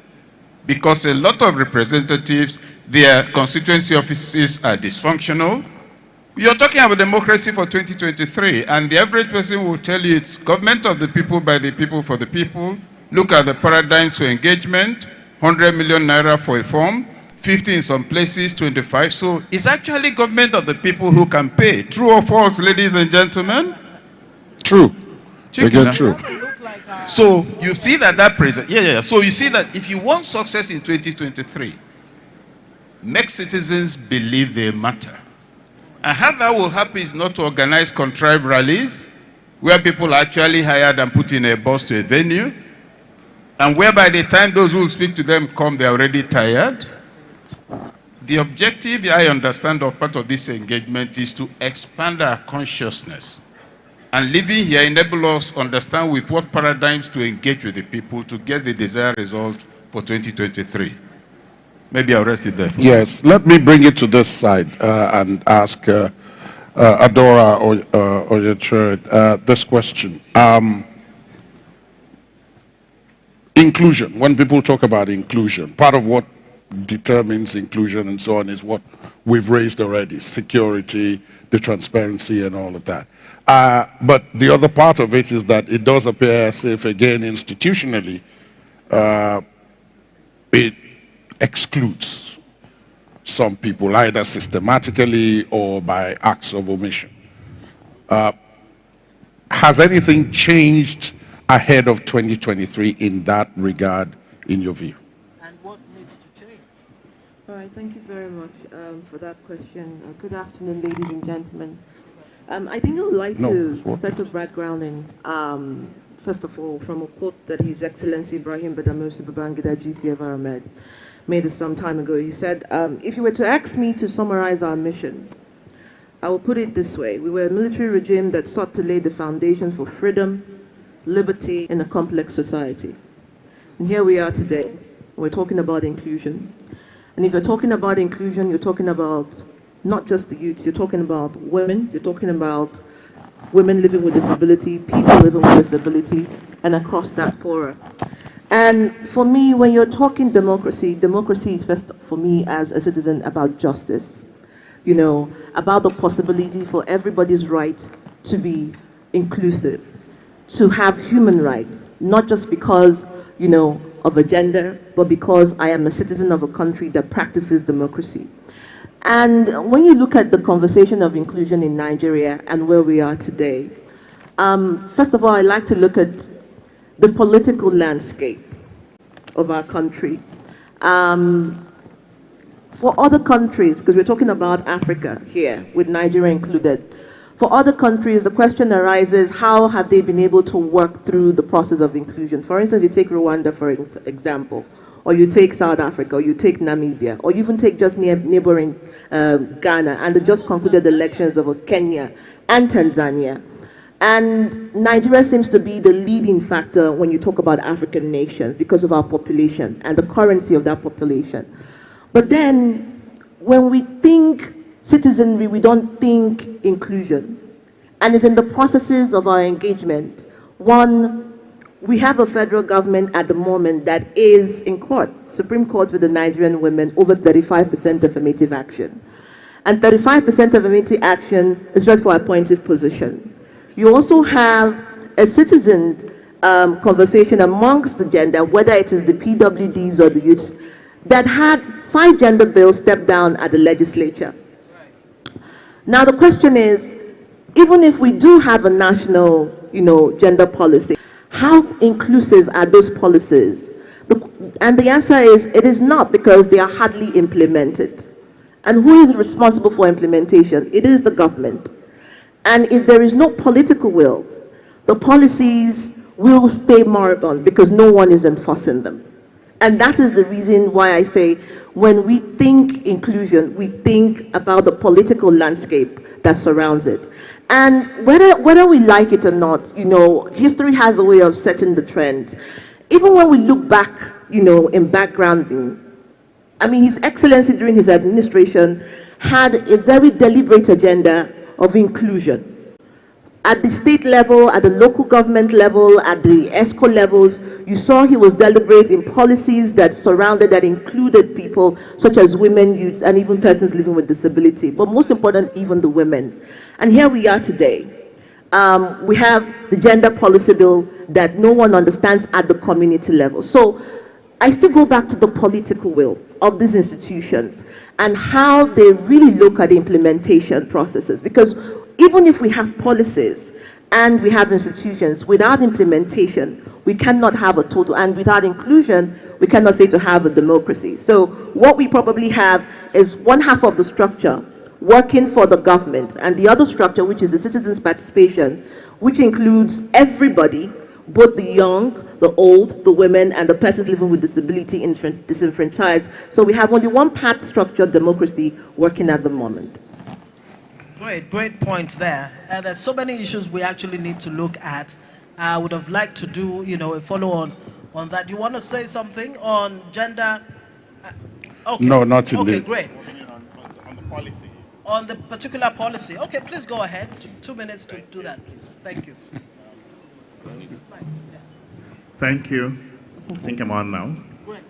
I think that I'm a student of development economics, so I always remember this definition that my professor gave of the challenges with Africa democracy. He says there are 3 conditions in Africa. That there is the issue of simple democracy. There is what he called complicated democracy and what he called complex democracy. And he says the simple democracy can be compared to riding a bicycle. That if your bicycle breaks down, the chances are that you will be able to put the chain back and get back on the bike within a very short period of time, except the chain is broken. And even if the chain is broken, you can easily find someone who would mend the chain for you. He says, but the second is the complicated democracy. He said that can be compared to a motor car. He said a motor car has an engine system, a gear system, electronic system that are interrelated but that are static on their own. So basically, if you have a problem, you only need to say, is this a mechanical problem, an electrical problem, or a much more difficult challenge. And he says for the African democracy, that sometimes it is simply complicated, but because we are not finding the right engineers to man the specific areas of challenges, we are exposing it to the wrong people. Then he says there is a complex democracy, which applies to a majority of the African situation, that he compared to the Amazon forest.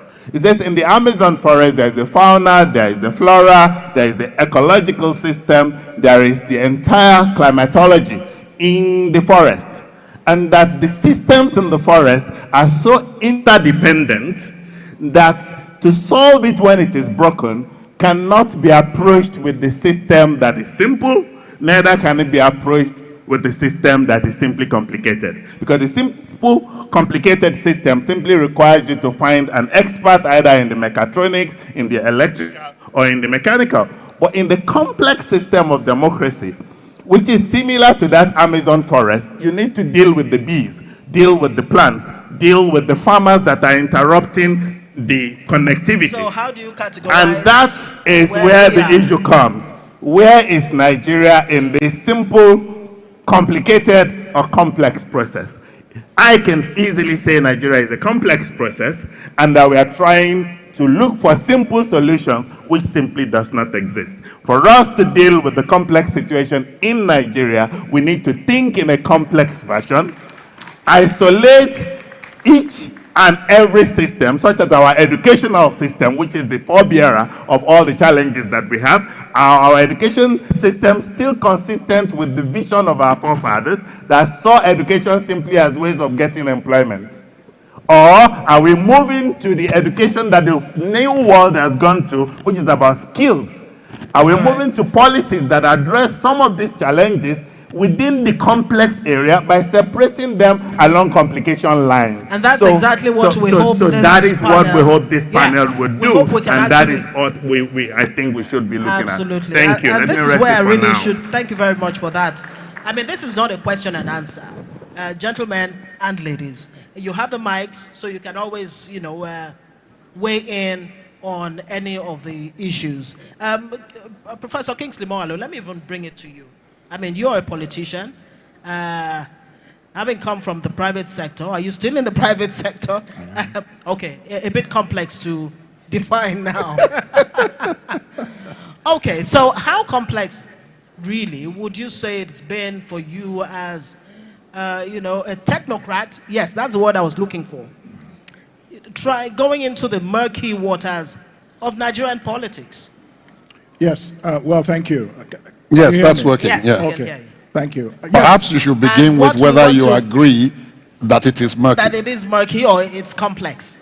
Well, I mean, it's murkily complex. But I think I went into politics simply because I felt that too many of us who are technocrats or professionals are shying away from politics. And we've left the stage to professional politicians who have not delivered governance at the level at which it can make our lives better and give us 3 square meals, give us jobs, good healthcare, good educational systems. Instead, politics has become just a game, a parlor game for politicians, by politicians, for politicians. So it doesn't work. And so I also entered politics because I saw, as a technocrat, that the country cannot move forward except it has competent political leadership. You cannot bring an incompetent man and say, oh, well, he will appoint, if you appoint one or two smart people, everything will start moving. It doesn't work like that. No country can make progress beyond the competence or incompetence of its ultimate political leadership. And so I think there's a need to elevate the level of political competition, which brings us to the matter of ideas and policies. Including, you might want to add, because I like, the point about complex systems. Because money playing a role comes because of poverty. People are very poor. But it also comes because of the absence of voter education, which is the basis of democracy, that citizens should be informed. They should make informed choices. But we don't have that in Nigeria. And this but is can you make, Prof, can you make informed choices? And I want to ask this of all the panel. Can you make informed choices if, as you said, you start off by being poor? Well, the two are related, but if you are educated, your poverty, you can navigate your poverty. You can actually weaponize it for your own benefit. But the educated people, most of the educated people are the ones who've been monetizing the process. You see, the problem is that INEC is not prioritizing voter education. No, we don't see that as when we see INEC. We see registration, we see PVC, we see all that. But we don't see educating people about what democracy is and how they should make their choices. Now, if you have that information, even though you are poor, listen, I worked for the United Nations for 17 years. I conducted and supervised elections in other countries. In Croatia, in Cambodia, I saw people who were poor. They were not selling their vote. We make this excuse in Nigeria, and it's too easy and too simple. Nigerians are not selling their votes because they're poor. They're selling their votes because they're not educated as to why they should not. And they're selling their votes because our values have completely collapsed. This is not the only country where people are poor. In that case, let me take it to Mr. Ogumefo. And, coming from where Professor Morgan stopped, and I guess perhaps this might also mean a chicken and egg situation. Which one is first? Because when you talk about poverty, education, voter awareness, outcomes, and all of that, they're all linked, but I guess it's a question of separating which one leads to which one starts and which one ends. So in that regard, would you say also that what Prof has just talked about, the complete collapse, in his view, of the value system is where all this starts? Because when, I believe it was Mr. Adeni was talking, he said, look, there was a time when education had value. It was supposed to be for a particular purpose, even though he pointed out it was for employment at that point, but it has since grown. But is education still occupying that primacy of place now? And then therefore, is there a link between it and all the other outcomes that you expect from people who are educated? Thank you very much, Ladi. Good afternoon, everybody. What is education in this regard? ASU is on strike. Chimamanda Adichie said at the NBA conference that there are no more heroes or Nigerians. If I wake up in the morning to set out for the day's job, and my child wakes up and he says, Dad, bye, he knows I'm going to work. He doesn't know the type of work I'm doing. But within his mind, that is doing the right thing, and that is what he wants to tow his life after. He has a role model. Politicians now don't see politics, they see it as a job. Politics is not a job, it's a service. It is not a job that you wake up in the morning and go to. You influence people. People see in you. I was with someone yesterday and we were discussing about this event, and he said, former president built the 3rd mainland bridge. Now, when there were issues with the bridge and it was resurfaced or refurbished, either way, politicians brought canopies onto the bridge to reopen it. Now, what would the general have done when that bridge was commissioned. You resurfaced some patches of the bridge and you brought canopies onto the bridge to reopen it. Priorities are far apart. You don't teach people. Poverty, we talk about poverty, Prof has mentioned it. There are different levels of poverty. We're about to launch a program, a survey that we just did. We called it Poverty Survey. Who really is the poor Nigerian? It's poverty of the mind, it's poverty of infrastructure, poverty of intellectual. Levels of poverty are different. So when you want to cast your vote, when the time of elections come and politicians go out to campaign, there are no more issues-based campaigns. INEC just released the information that about 21 million Nigerians just registered. Out of them, 71% are youth. That is the fulcrum of what Nigeria is today. But where are the youths as we speak? They're at home. You don't negotiate that Nigeria's future should be put on the pedestal of political will. No. The children must be rightly educated.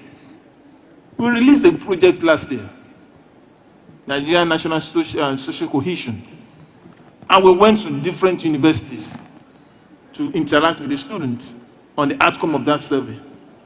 And there was an aspect, a question that we asked: would you rather leave Nigeria and travel out of the country if you have the opportunity? And about over 71% said yes. While we are presenting that report, the Japa generation. Yes, the Japa generation. When we were presenting the report, in almost all the universities, it was as if it was telepathic. The students told us that report is wrong, and we were taken aback. They said there is no way you are going to convince us that not 100% of Nigerian students, of youths, would want to leave. That we all want to leave because we have seen it. We are seeing it. Politicians flaunt. Political leaders flaunt wealth. No commensurate value. It has come to the point that Nigerians have to sit up and really look at what really matters. Because this country, at the edges, is fritting away.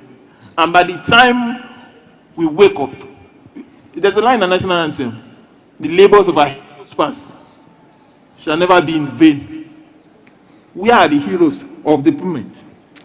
And that's the question. Where are the heroes? Yes, I would actually definitely bring it to you. You know, one question that I always ask, you know, when you're in gatherings like this and these kinds of issues are being brought up, you just said something about, you know, values and issues-based campaigns and all of that.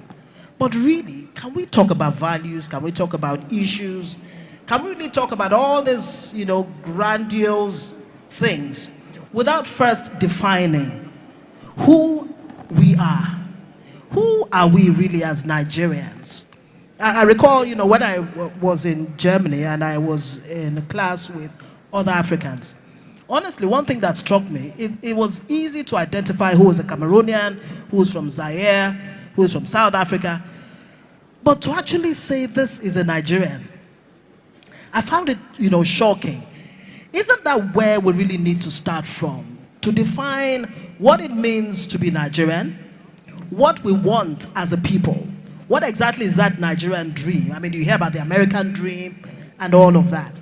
Have we really come up with that Nigerian dream so that all of us, whether as leaders, as followers, will say to ourselves, this is the barest minimum that we expect. And anything short of that, not acceptable. Let me bring it to you, sir.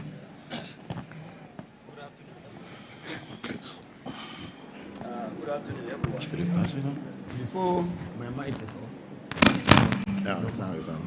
Before I go to... Please give him that. Yes.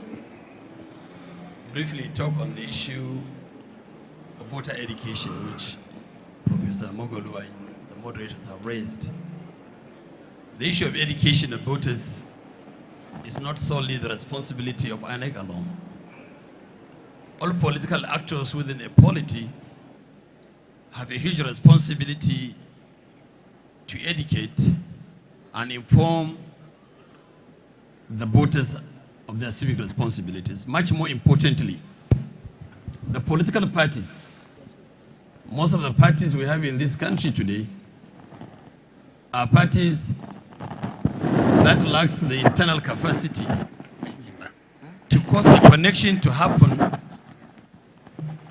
between politics and policy.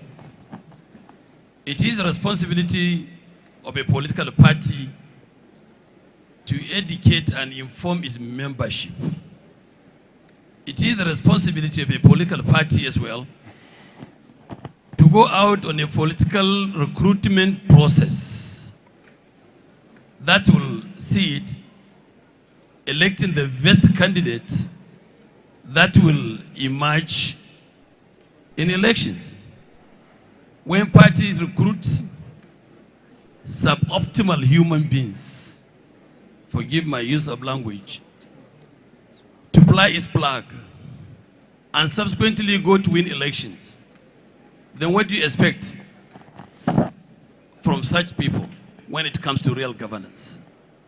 How do you expect those people in political leadership position to articulate policy responses that will transform the Nigerian state, that will transform states in Africa? How do you expect such kind of leadership to prescribe solutions that will pull the nation out of the valley of despair and hopelessness where most of our most vulnerable groups are presently? In other words, what you're saying, sir, is that you cannot give what you do not have. I've heard some people define it as the tail wagging the dog instead of the other way. You cannot give what you do not have. On the issue of who we are,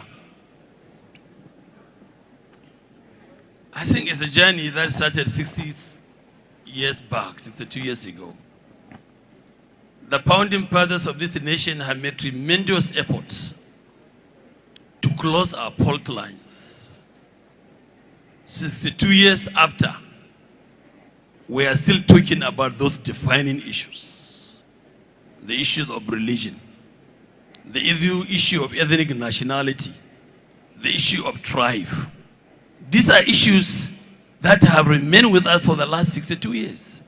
And these are issues that we must conquer if we want to make a breakthrough and place this nation on a path of sustained growth and development. Nigerians are very industrious people. We love ourselves. We are our brothers' keepers. Those of us that have come just before the commencement of hostilities in 1960, we knew what the nation was then. We know what it is today.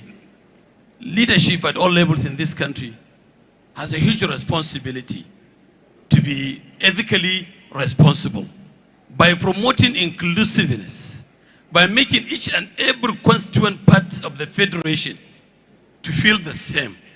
Nigeria is a highly plural society, highly heterogeneous. It's a country of more than 250 different ethnic nationalities. You need a leadership that has the capacity to sit on top of the needle without allowing the needle to prick into it. Yeah, but the leadership comes from within us. Like a wise man once said, the people deserve the kind of leadership it gets. Are the leader as a reflection of who we are so far? But let's bring in there. Just my final statement on this, if you don't mind. On that particular issue. Very quickly, please. Yeah. Very quickly, I talk about the political party recruitment process. The party has a responsibility to ensure that only its best emerge in its congresses and primaries.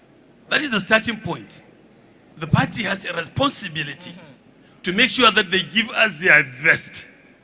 They shouldn't allow congresses and primaries to determine who emerges. The chances are that those at the bottom may emerge and become the candidates that will plug the plug of that party. And that will be dangerous for the survival and sustenance of democracy in this country.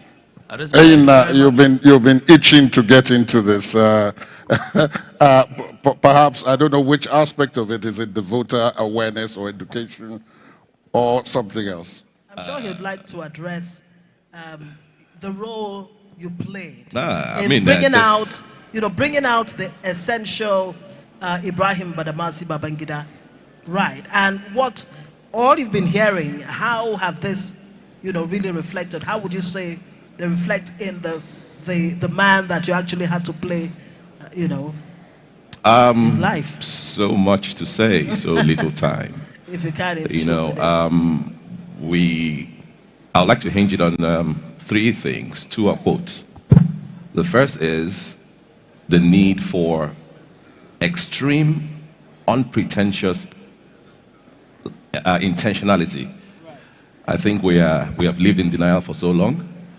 The definition of insanity, doing the same thing and expecting a different result. Marcus Garvey, Edmund Burke, they would say people who do not know their history are doomed to repeat it. Yet we are in the same country that has taken history out of the schools. When I was born, I'm still the political class now. The world has evolved, but it's still the same. Nigeria has moved from an excellent nation to one who prefers mediocrity over excellence and nepotism over merit. It's just what it is. We have to say it as it is. It's ridiculous. Such a blessed nation. However, our adroitness, our dexterity is what still keeps us.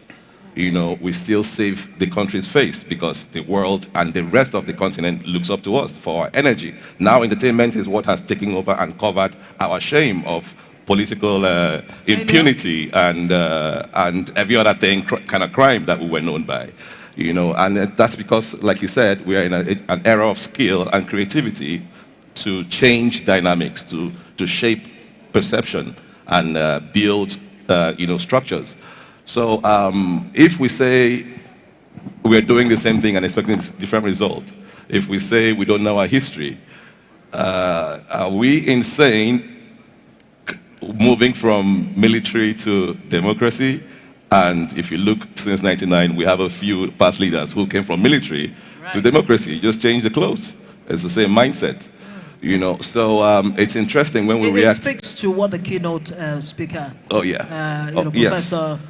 So what do we really want? We can only make a change in a democracy through policy making. And the policy makers can only get there through elections, through politics, right? But the people now who matter in this generation do not trust the system. And we have a political class who came on board at a much younger age, and they only thought within. They only had Nigeria. Now the world has evolved. We have the internet. We have everything else. People are traveled and exposed without traveling. So we have a generation that they are ruling who think without. We are losing our best minds to the rest of the world. And without any intentionality in instilling a sense of nationalism in the young ones. So now we have a new Electoral Act amendment come out. It's nice, we hear it. It's easy to just speak good English. It's easy to bring intellectuals to put documents together, but are they the ones that will implement? No, it's still the ones that got into office that should implement it. And if they're corrupt and got there through corruption by monetizing this process, and everybody that are delegates go with one person, regardless of what the outcome of his performance would be for the future, and the future of his children that he will leave behind, because life will always happen, generations will come, generations will go. So what are we left with? We have this new Electoral Amendment Act. We have this whole new energy of the youth who of course, 75% of Nigeria is people under 25. So imagine splitting that in two and saying, okay, we have half of it being, eligible to vote. Are we intentionally instilling that sense of nationalism in them from school? Are we teaching them what it means to be Nigerian and dream for a better Nigeria by instilling that knowledge and sense of how to get there? Are we teaching them by how they know to learn now, which is not how our parents used to learn? I always say 10 plus 10 is 20. But there's also 19 plus 1. There's 11 plus 9. There's 8 plus 12. There's so many ways to get to 20. And that's the era we live in now. Unconventional approach to results. So we can sit here all day, all year, and talk about this over and over and make sense, sound good. But if we are not real and true to ourselves, then it will still be the same over and over again. History will keep repeating itself. We are here today in the honor and under the umbrella of our father, His Excellency General Ibrahim Babangida's legacy. Yes. Today, by tomorrow, will be history. Tomorrow, what we do today, and not just say, but implement and live here today, will make up part of our legacies. Absolutely. So we can go over and over like a rat race, or we can say, no, we have to also consider beyond 2023, how can we make sure that this new verve that there is, that the youth have caught on now, how can we shape it? How can we say beavers, we say IREV, we talk about all of that. Do they really know what those things mean, or it's just cool to say? Do they really know what their responsibilities and their rights are when they go to the polling booth, to make sure they know what they can ask and make sure they know what they can do and question? Where the issue of voter education can INEC carry the capacity of the now energy and the population of new registered voters? There's so many things we can talk about. So many things. I think we need to be true to ourselves and understand that there's no time at all, and all these things take time to shape. It's a journey, just like life is. Are we willing to lay the foundation even now? Now. That's the very brilliant point that you made there, just like all the panelists. Prof, we would not wrap this without, and of course, Professor Mogalo, you were going to say something to the issue of what it means to be Nigerian. I'll allow you to say that. Very briefly. Yeah, let's hear from Professor Epiphany Azinge. The judiciary and the elections. Prof, there is a troubling trend where the judiciary actually is a final arbiter of election outcomes. It's becoming the norm instead of a situation where the ballot box, the voter, is a final, decider of outcomes. How do we come out of this, vicious cycle or trap, if you like? Well, firstly, is for us to put the issue of intervention of the judiciary into the electoral process in context. There are two aspects of it. One, there is the pre-election issues, and then there is the post-election matters. Going forward, one must give a lot of kudos to the Nigerian judiciary for the massive contribution they've made to electoral law jurisprudence all over the world. But there are some areas that we must question, not because the judiciary opted to intervene, but because it became inevitable. For pre-election cases all over the world, you find that you will never hear anything about the issues of internal party democracy being challenged in any court in America, Canada, Australia, UK, or even in Africa, any part of Africa. Whether there was a convention or a congress, never challenged in any court. The issue of emergence or qualification of candidates, never challenged, except in Nigeria, but for the right reasons. Because the political parties have not been able to help themselves to achieve the internal party democracy. And they are now allowing the judiciary to clean up the dirty mess they've left for themselves. And that's why, whilst other climes and jurisdiction will talk about political questions coming from party issues, the judiciary in Nigeria is invited to intervene. So whether parties have complied with their constitution, whether they've been able to conduct their elections, whether they've been able to conduct their primaries the way they ought to conduct them, amongst others. These are so many issues that the court has been invited to intervene, and that takes them, going by the electoral law, takes them about 180 days. And you can imagine the time frame wasted in trying to clean up what the political parties have not been able to achieve on their own. But going into the main issue of post-election disputes, I believe that the judiciary, they fared fairly well, because what would have been the contrary is that it will be resort to violence or mob action or anarchy, as the case may be. But because of the intervention of the judiciary, I believe that it has helped to stabilize the polity to a very large extent, because people now feel that win or lose, agree or not, they have an option, and the option is to go before the judiciary. And what have the judiciary been able to achieve? They've been able to have a blend of both technical and substantial justice. They've been able to rigorously interpret the electoral laws and the constitutions as it affects election. They've also been able to ensure that where parties are announced or candidates are announced in a way and manner they ought not to be, that it can be reversed. But the question you have posed is quite germane in the sense that, is it really in the place of the judiciary to make a final proclamation in such a dispute instead of invalidating it and calling for a fresh election? Is it in the place of the judiciary ultimately to announce another candidate? I believe that seems to be the issue that is bothering a lot of people, especially Nigerians. As far as the electoral law and the constitution are concerned, yes, the judiciary are right there. But one would have preferred a situation wherein after such a vigorous interpretation of the law, the Supreme Court or any of the courts intervening can simply declare that the election is invalidated and there should be a fresh election.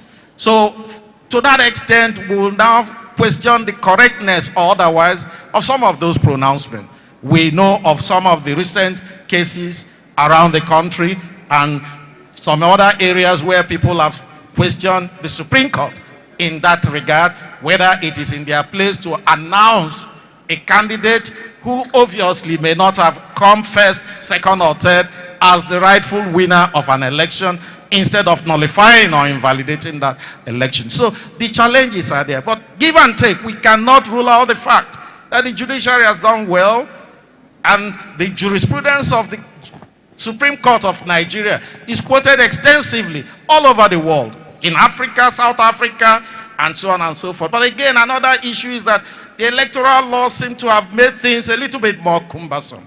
Kenya has including the new electoral law, because we question the fact that people, after months or years after the election, an election can now be nullified. And we have not seen it in many other places. We have not seen it in US, even Kenya.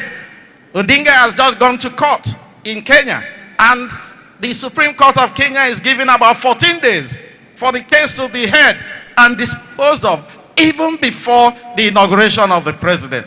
We should be thinking of how we can achieve that so that we can create the scenario whereby we can have the election and all the candidates put in place before the inauguration anytime, whether it is in May or otherwise. So we have to be looking at that to see how we can correct that imbalance, because it does not seem to be working very well for our system. Thank you. All right then, Professor Morgan, you're going to have the final word here because we're completely out of time. Thank you. I'll just keep it very brief. And that is that we should ask ourselves whether what we are practicing in the first place is democracy, or whether we have elections every 4 years. There's a difference between the two. When you talk about democracy, you're talking about also democratic institutions, which include the judiciary, other institutions of government functioning as independent institutions. So that's a very important point. The other question that we should also ask ourselves, since we're rounding up, is democracy an end in itself, or is it a means to an end? Do you have a real democracy on an empty stomach? If you have democracy and people are so poor that they cannot feed, but you have maybe what you might call a military dictatorship, many of the countries of Asia were not built as democracies. Their economies were built by military dictators. But those dictators were visionary dictators. There's a difference between a visionary and benign dictatorship and a dictatorship such as we've had in Africa that has tended to concentrate power in the hands of the military. Now, let's come back to General Babangida in closing. He was a very visionary president. Whatever you might disagree on some things, but he was visionary. He used a lot of intellectuals. He ruled with ideas and, elevated people who had ideas. What is our politics today? In our politics today, if you speak about ideas, they will say you're blowing grammar. That Bobo is just blowing grammar. So the quality of our democracy is going down, and we think we're practicing democracy. Look at the politicians.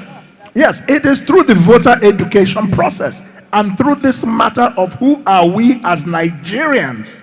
What is our worldview? What is our national philosophical foundation? We don't know who we are. We don't know where we have come from. We don't know where we are going. How can we come together in a democratic process if you have not addressed that basic question? And that comes back to the issue of leadership. Whoever has the responsibility today must be made to know that you must begin to lay this foundation and hand over the baton. We cannot wait forever until some Messiah shows up. It doesn't work that way. So that's just my wrapping up comment about the need for a national identity and the matter of inclusion. The young lady, Adora, spoke about gender. But let us, just 1 minute, about zoning. Oh yes, how can we have a discussion like this and we haven't talked about zoning? When you see that it is breaking up political parties, parties have constitutions, and there are arguments as whether those constitutions have been followed. Nigeria is a plural society. And I think it was Dr. Babayo or another Soji who said that if every part of the country does not feel included, your democracy is not really achieving the purpose of nation building. Every country is different. Democracy is not just a game of numbers. In America, Hillary Clinton had 3 million votes more than Donald Trump, and Trump became the president. Why? Because it's an indirect democracy. You see? So we cannot have come with all these simplistic arguments. Oh, it's a game of numbers. No, you have a country that has a reality of 250 ethnic groups, several religions, and everybody should be made to feel included.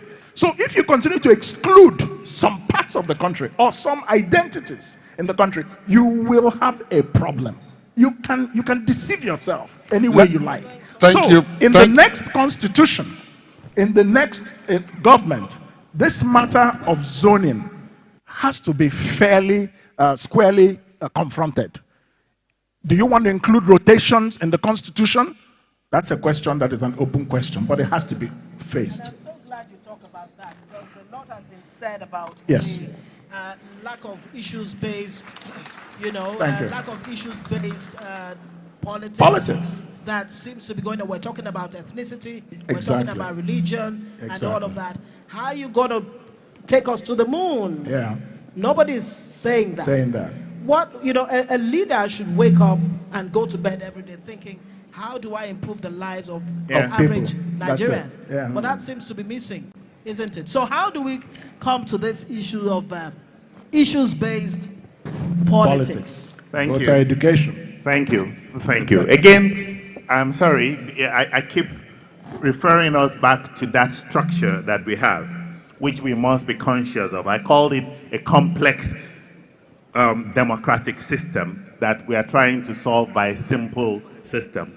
The complexity of it is linked to the way we approach even the policies that, again, nations that have seriously looked at their future and decided to position their citizenship along those lines. If you remember, when I was in secondary school in the 70s, it was the Indian teachers that were majority of our teachers in sciences. And it was a deliberate policy of the Indian government to expose and export their teachers to other spheres of life. And for their secondary school IT centers, these were all educational policies that were deliberate, they were systemic, they were determined by the nation in terms of focus. Just like Professor Mogalu said, it is going to be difficult for us as a nation to remain where we are because we cannot address those simplistic democratic processes that were left behind for us by our colonial masters in the pluralistic world that we are in now, where artificial intelligence is about to take over almost all the jobs that we are dealing with. Let me come in here and ask this, and I'm not asking anybody in particular. I'm asking the whole panel this.